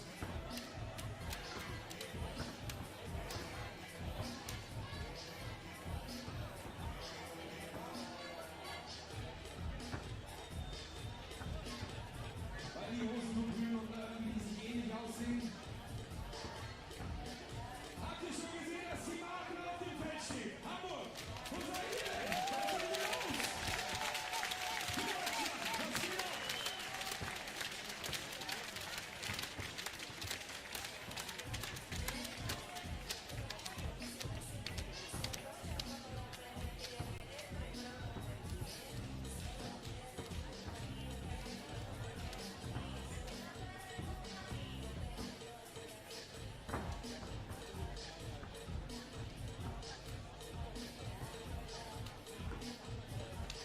Und ich habe es ja heute schon mal zu Beginn des heutigen Nachmittags angesprochen. Ich weiß ja nicht, ob ihr auch Lust habt, mal auf ins Viertelfinale für euch möglich sein. Ich suche dann nämlich 4 Spieler, 4 Spielerinnen. Könnt ihr euch quasi reinhalten? Ich glaube, ich mache das dann von jedem Blog und ich überlege mir was. Also, wer dann hier beim Shooting Contest hier dabei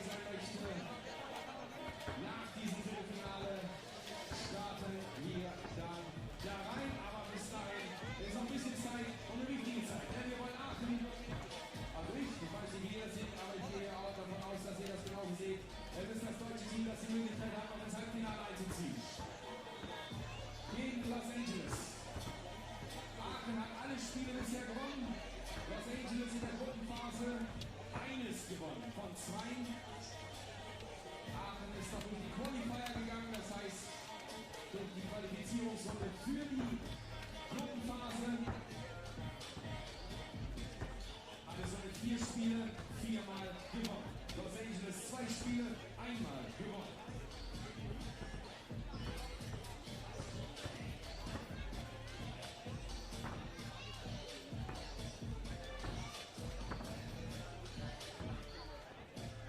Team Aachen so in der Konstellation noch nicht im FIBA-Ranking aufgetaucht. Los Angeles Platz 40 im Ranking.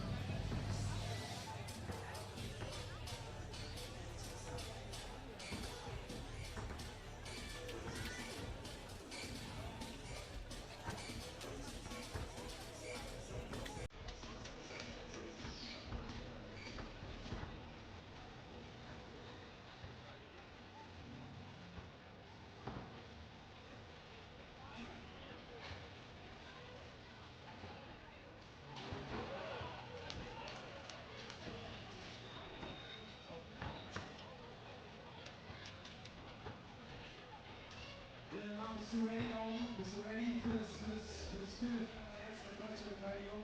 Lass mal Gas geben. Jetzt hier für das Viertelfinale.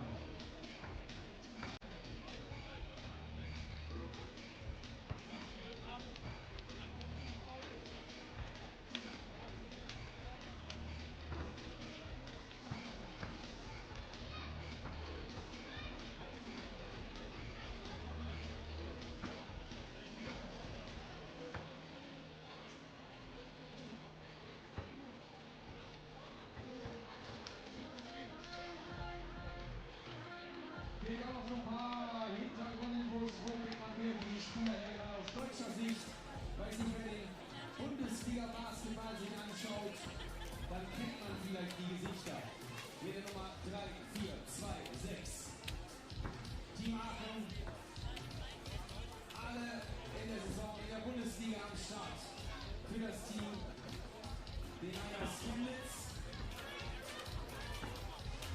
hier im 3x3. Für Team Aachen.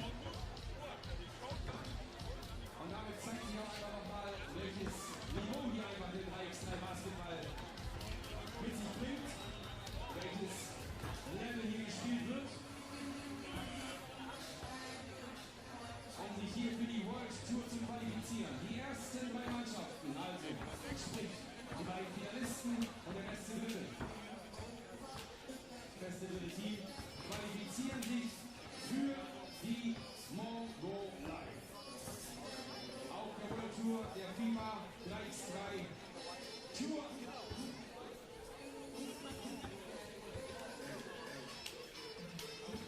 Und das Team, das hier heute das Ding gewinnt, nimmt $20.000 Preisgeld mit nach Hause.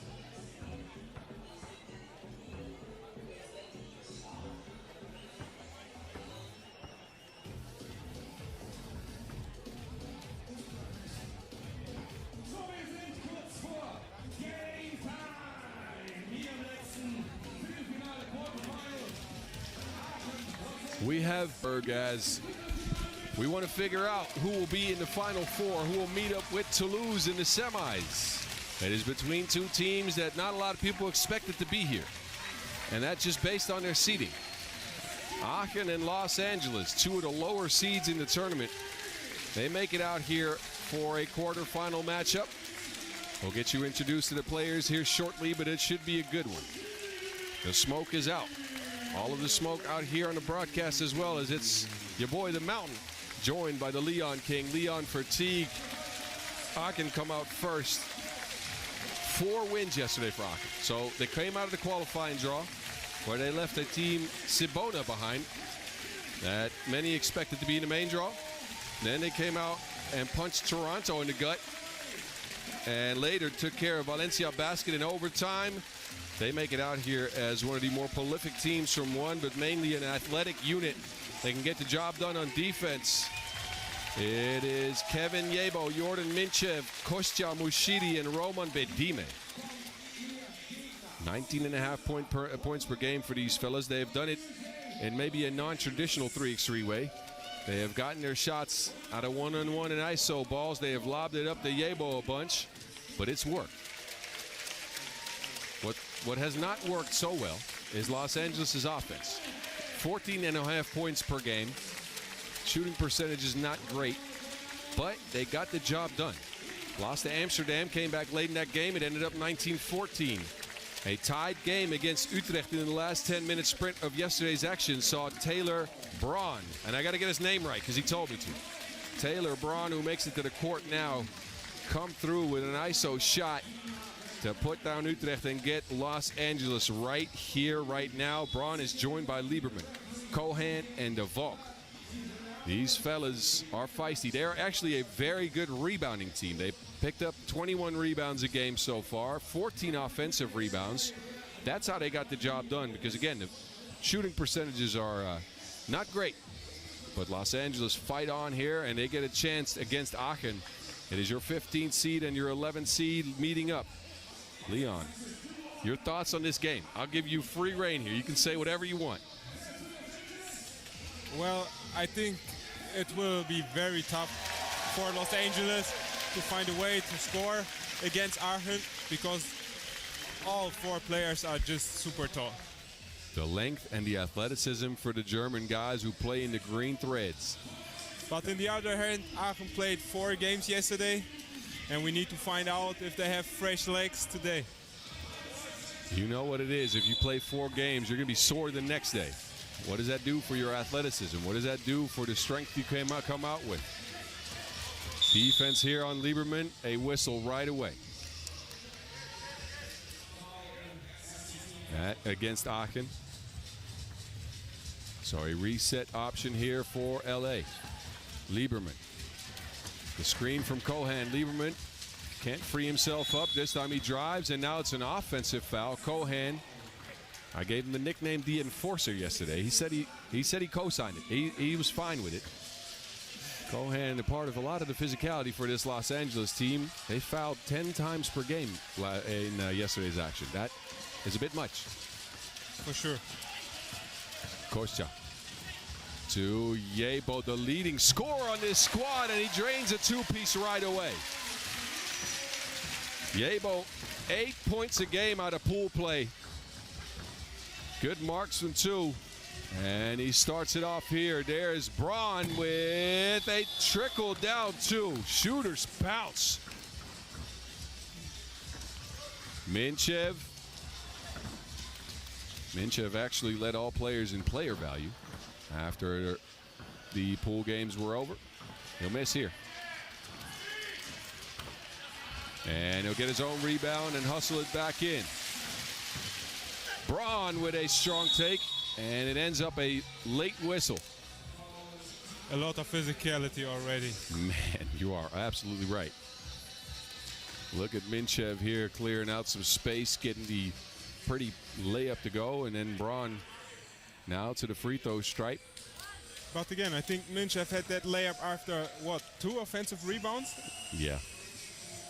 And a very athletic unit. They can get you on the boards. They're going up though, and I mentioned that in the pregame a little bit, against the best rebounding team in the field so far. Whether that's due to the percentages that they've shot or due to their hustle, I think it's a combination of both. But LA is a tough unit on the boards. So a nice matchup here. Mushidi lobs it! Roman Reigns! Wow.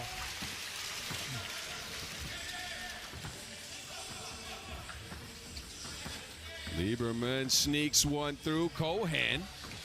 Pretty pass. Good find. Teams are tied at 4 here, and then a deflection by Lieberman. LA have come out with different energy. Yeah, I like what I see so far. Roman Reigns up top to get you a WWE reference.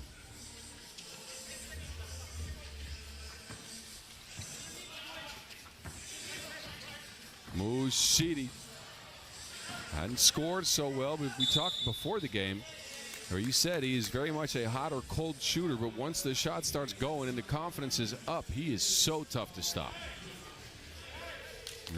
Not had a great shooting performance so far. 1 of 9 from range. So we'll see if he can turn things around. He's missed his first here.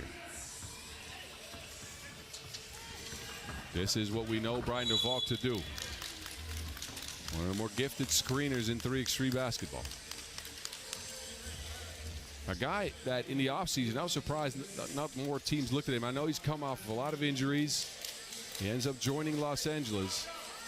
But a very interesting guy while you're making up your team. He will never lead the team in scoring, right? He's more a glue piece. He'll get you good screening. He's continuously moving. Yes, he's doing everything for a team.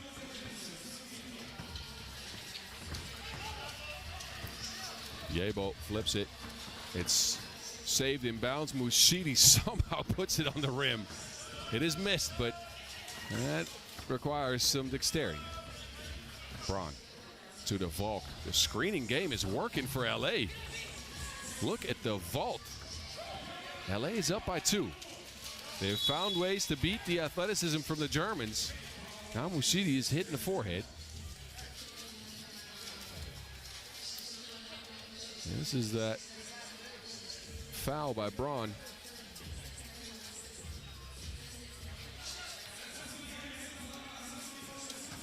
LA have come out with a good game plan. Aachen looking a little bit tired from yesterday's action. Minchev, a lot of physicality. Yebo.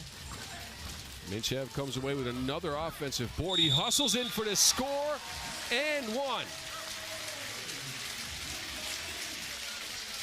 Jordan Minchev is tougher than overcooked steak. Under the basket, he'll take the contact and score. It's just great work. He's getting a lot of profit out of his offensive rebounding. He's done a lot of the little things right, I'll tell you that. Minchev with, again, highest player value in the field. He'll get it here with the Yamage. Offensive foul. Is that before or after the score is now the question. I think the referees talk it over right now. Minchev with the boom. But there's a foul there. An offensive foul. Score will not count. It's an offensive foul on Aachen.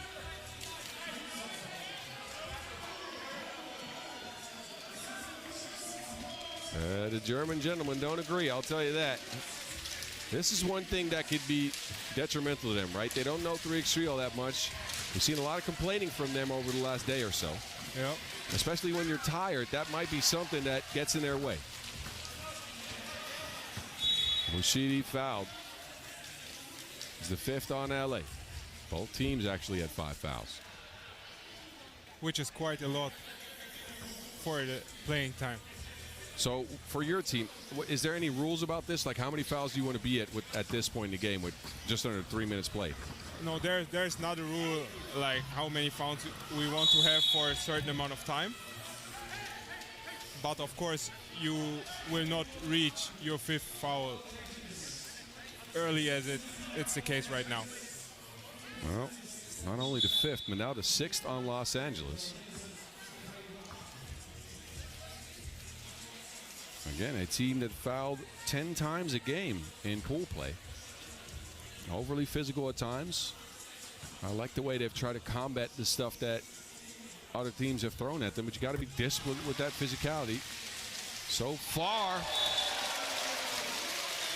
it's led to a tied game, but Mushidi, look at the quick transition, and Lieberman just gets that sent back to Cali.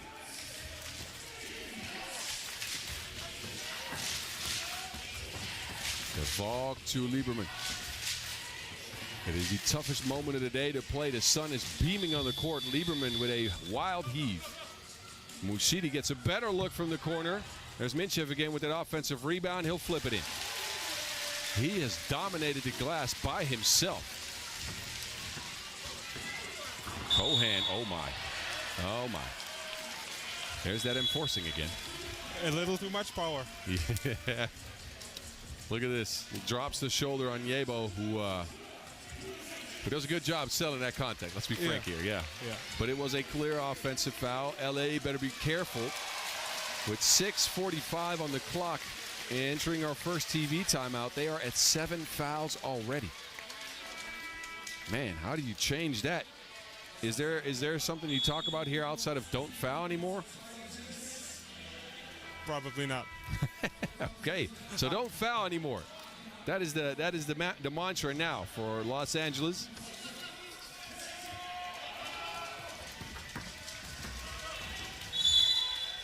Now the Germans get an offensive foul. They are at the bonus as well. It has been a hackathon.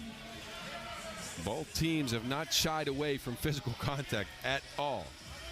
And with both teams being pretty new to 3x3 basketball, you might expect this to continue.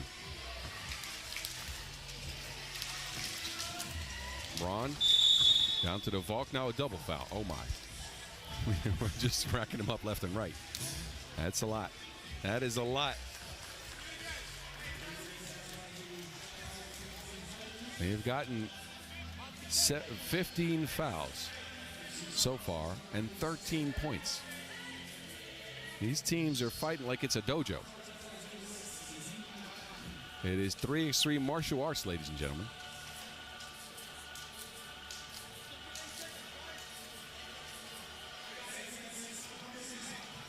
All right, the action continues. Can they stop being so handsy, please? Lieberman turns the corner. Yebo in front of him. Lieberman on the move with a couple of crosses. Can't shake Yebo whatsoever. Great defense. I don't know if Yebo was the right guy to playing on 1-1. I don't know either. He's athletic, but he moves his feet well. Minchev can't drop it in. Good save. Good save. Hustle play going Aachen's way. Minchev would have missed there, and Bedime chases it down, throws it off of Lieberman.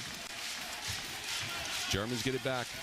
Mushidi up top. Bedime held off. He will try to go at Cohan.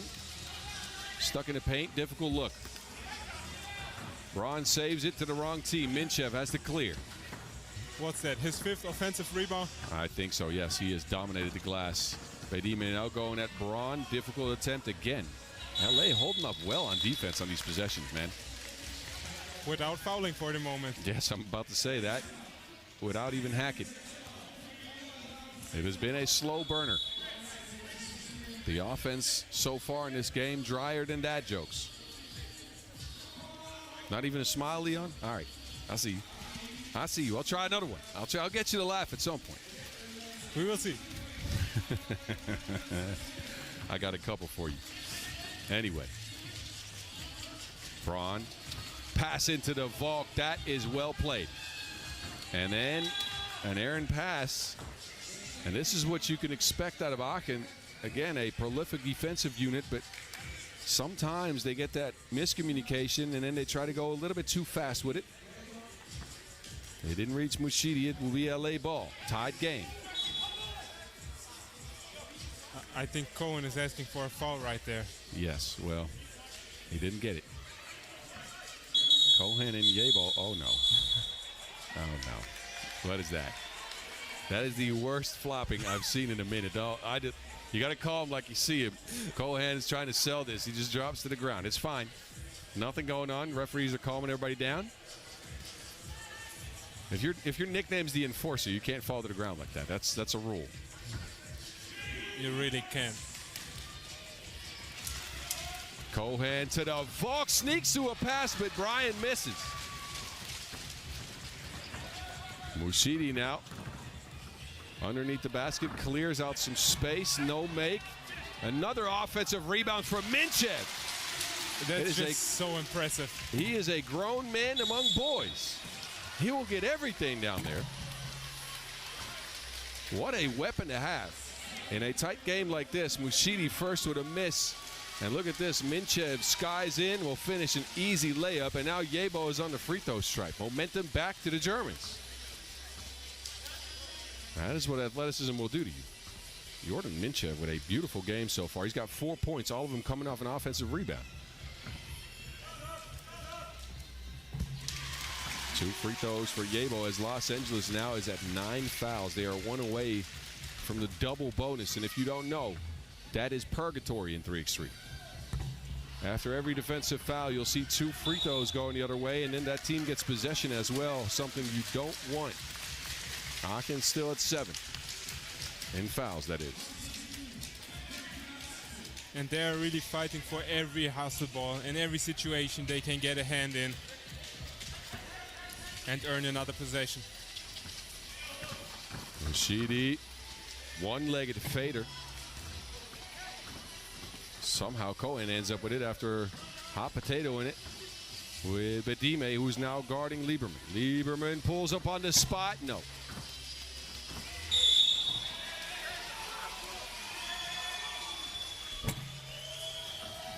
Mushidi went down after a hard hit. Let's see what happens here. He's grabbing onto that elbow.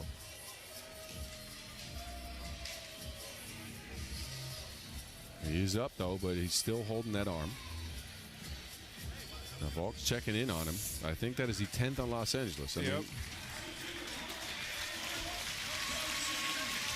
And it's the second time in 3 games that LA has gotten to the double bonus. And look at the time on the clock. 4:59 to go with them at this stage of their fouling. And that is, well, we'll see how to handle it. It is not good, let's just say that. Mushidi will get the first.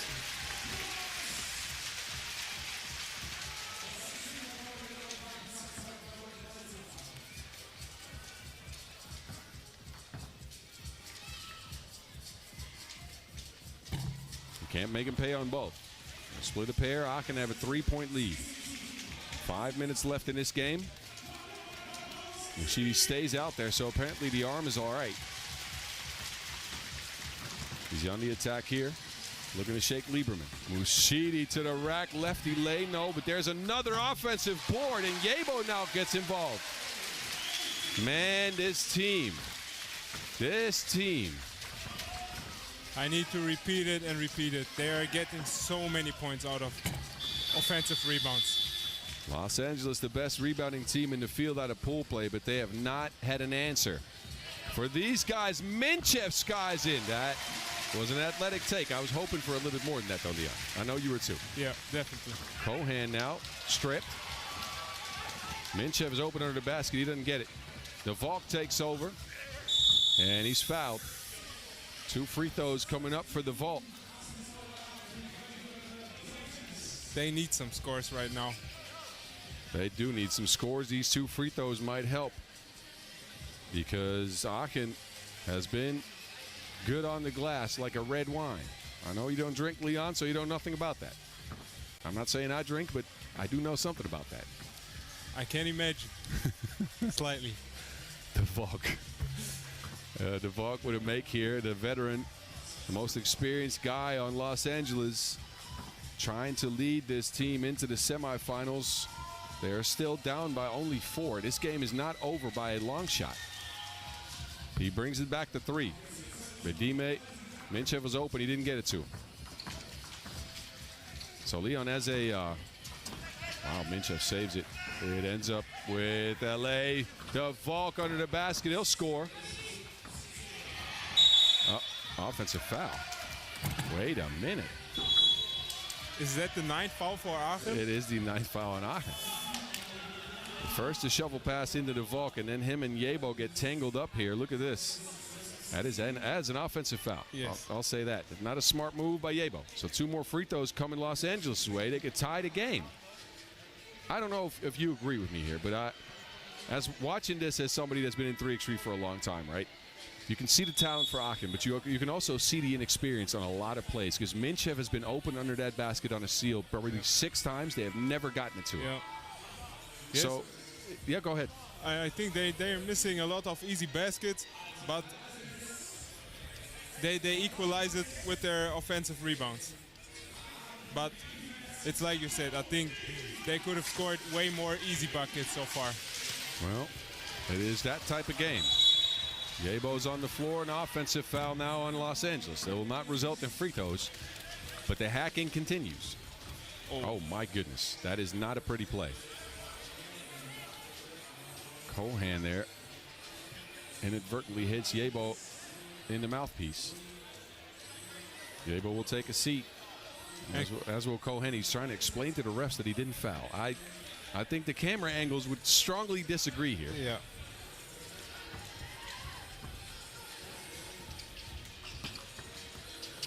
A slow burner here, a grind of a game. Mushidi forcing the issue in the post. The Valk holds up well. Mushidi, no offensive rebound in that one as the shot clock ran out. Man, this game is slower than a Paul Wall song. That's from before your time, so I don't think you know what I'm talking about. Some people out there might. Braun on the move. Doesn't want to challenge Minchev. He gets it back. Beautiful pick and pop. Braun, no. The Valk, he wants to get an offensive board. He'll get it back, but it's Aachen will hold up. The Valk from the corner will miss. Both teams are still digging at the ball. They're still playing super physical. Bedime in the post. Aachen is up 3. Would you say the pace of the game favors Aachen at this point? A little bit more, yes. Because it suits more to them to get profit out of wild shots and a lot of one-on-one situation. Shout out Mike Lewis sitting sideways. He knows Paul Wall. He's about my age, so I'll let you listen to some of his songs. I don't know if you'll like him, though.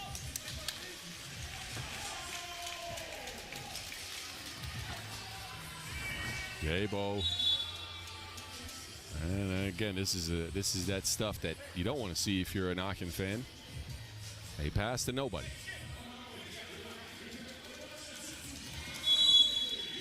Timeout now. It feels like this game has gone on for 30 minutes. It is one of those games, 13-10 in favor of Aachen. And both teams in foul trouble. I think Los Angeles is looking a bit more gas than Aachen, surprisingly. I agree with you, actually. And a reminder, it took me a while to get that out. A reminder to you people at home, Aachen played 4 games yesterday after coming all the way out of the qualifying draw. Meanwhile, Los Angeles, this is only their 3rd game in total. They didn't have to do the qualifying draw. So they should be a little bit fresher, but it is Aachen that have gotten a little bit more pop in their step. Los Angeles will get the rock here. They have struggled to beat the athleticism for Aachen on any consistent basis. Lieberman could be the piece to do it, but now another 3 minutes left. And the ball back. Oh, yeah. It is the 10th on Aachen, so now Cohen will step to the stripe. He'll get 2, and LA will get possession. A chance for them to climb back into this one. The enforcer will miss the first.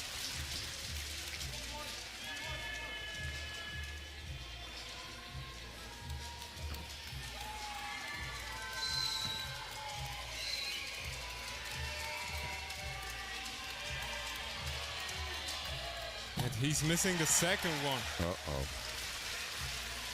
A pair of misses for Joshua Cohan.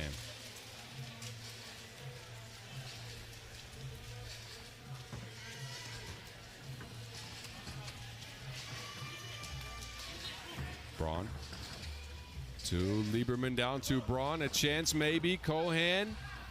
And no. It's a contest after contest after contest, and then a ball up top. Wow, how did Bedime get a hand on that? And a hand on that as well. Yebo will lace him up. Uh-oh, Minchev.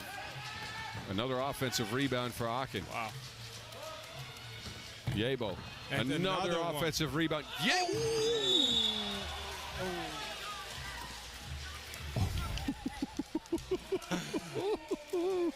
That was so close. Yebo with bad intentions here went up. I really thought he was going to hammer it on Lieberman. In this case, he'll get 2 free throws out of it and possession. So Aachen managed to separate here, and they take another trip to the free throw stripe. I think the all-time record in fouls may have been 23. We saw that at Zadar. I think we might beat it here. Probably. All right, one for the record books. If not a pretty one, then let's at least have it be one for the record books. Couple of makes, and now the Germans are up 6. Can you believe it? Aachen have 1 foot into the semifinals. A chance to make the top 4 for a team out of the qualifying draw that is ranked 15th. Quite impressive. It is quite impressive indeed. Minchev. He kicks it. It's broken up by De Valk. Lieberman on the move. Lieberman. He'll sneak a layup in. Good shot. Mushidi from the corner. Oh, no. Another foul. Los Angeles cannot help themselves. I think we've tied the all-time record in fouls now. Quick hit to the corner. Mushidi hit on the wrist there as he attempts the 2-piece. But that's just not smart in that case. I don't know why you would contest there. If you have 12 fouls, you might as well let him shoot it. But in any case, it's Kostya on the stripe, and well.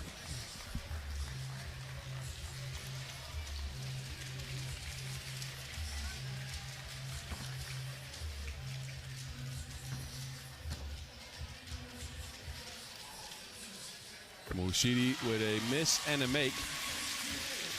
Back to Aachen we go with the foul situation the way it is. They get possession back after every foul. 6 points up for the men in green. Mushidi gets free for a 2-hand smash. Okay. Home crowd here is loving it. Of course, supporting the German team in this one. Lieberman can't shoot it off the glass. Oh, fall. Ooh. Close. Very close.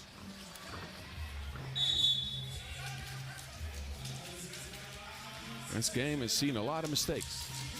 Mushidi here with the mash off of the Yebo feed.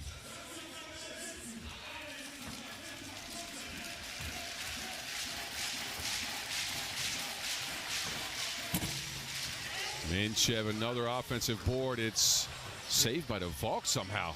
Hustle by De Valk. He'll get it back. 2-piece by Bryant. And it's out of bounds. Minchev has been involved in almost every single rebound we have seen. Yep. He'll get it here, and then loose ball. De Valk dives on it. LA can't take advantage. They have managed 11 points in 9 minutes. They have managed 13 fouls as well. Minchev gets free to the rack for the smash. Big boom for the Bulgarian. Under a minute to go. Braun, no space. Braun to the rack. It's counted. And the ball got stuck in the net. Pretty play here with Minchev spinning free for that yam. He's doing a lot of yamage. See, I told you I'd get you to laugh. There we go. There it is. Good one. And they're looking for another one. Woo! Fatigue with his first big call, and Yebo with a big smash. Braun. Nope, the 2-ball for Los Angeles is non-existent in this one. Braun will get another attempt from the corner. Absolutely not. Muschidi wants to put it to bed. And the game continues for now. Good seal by Bryant. Yebo didn't clear it. Nope, it will not count. He didn't get his foot outside the 2-point arc.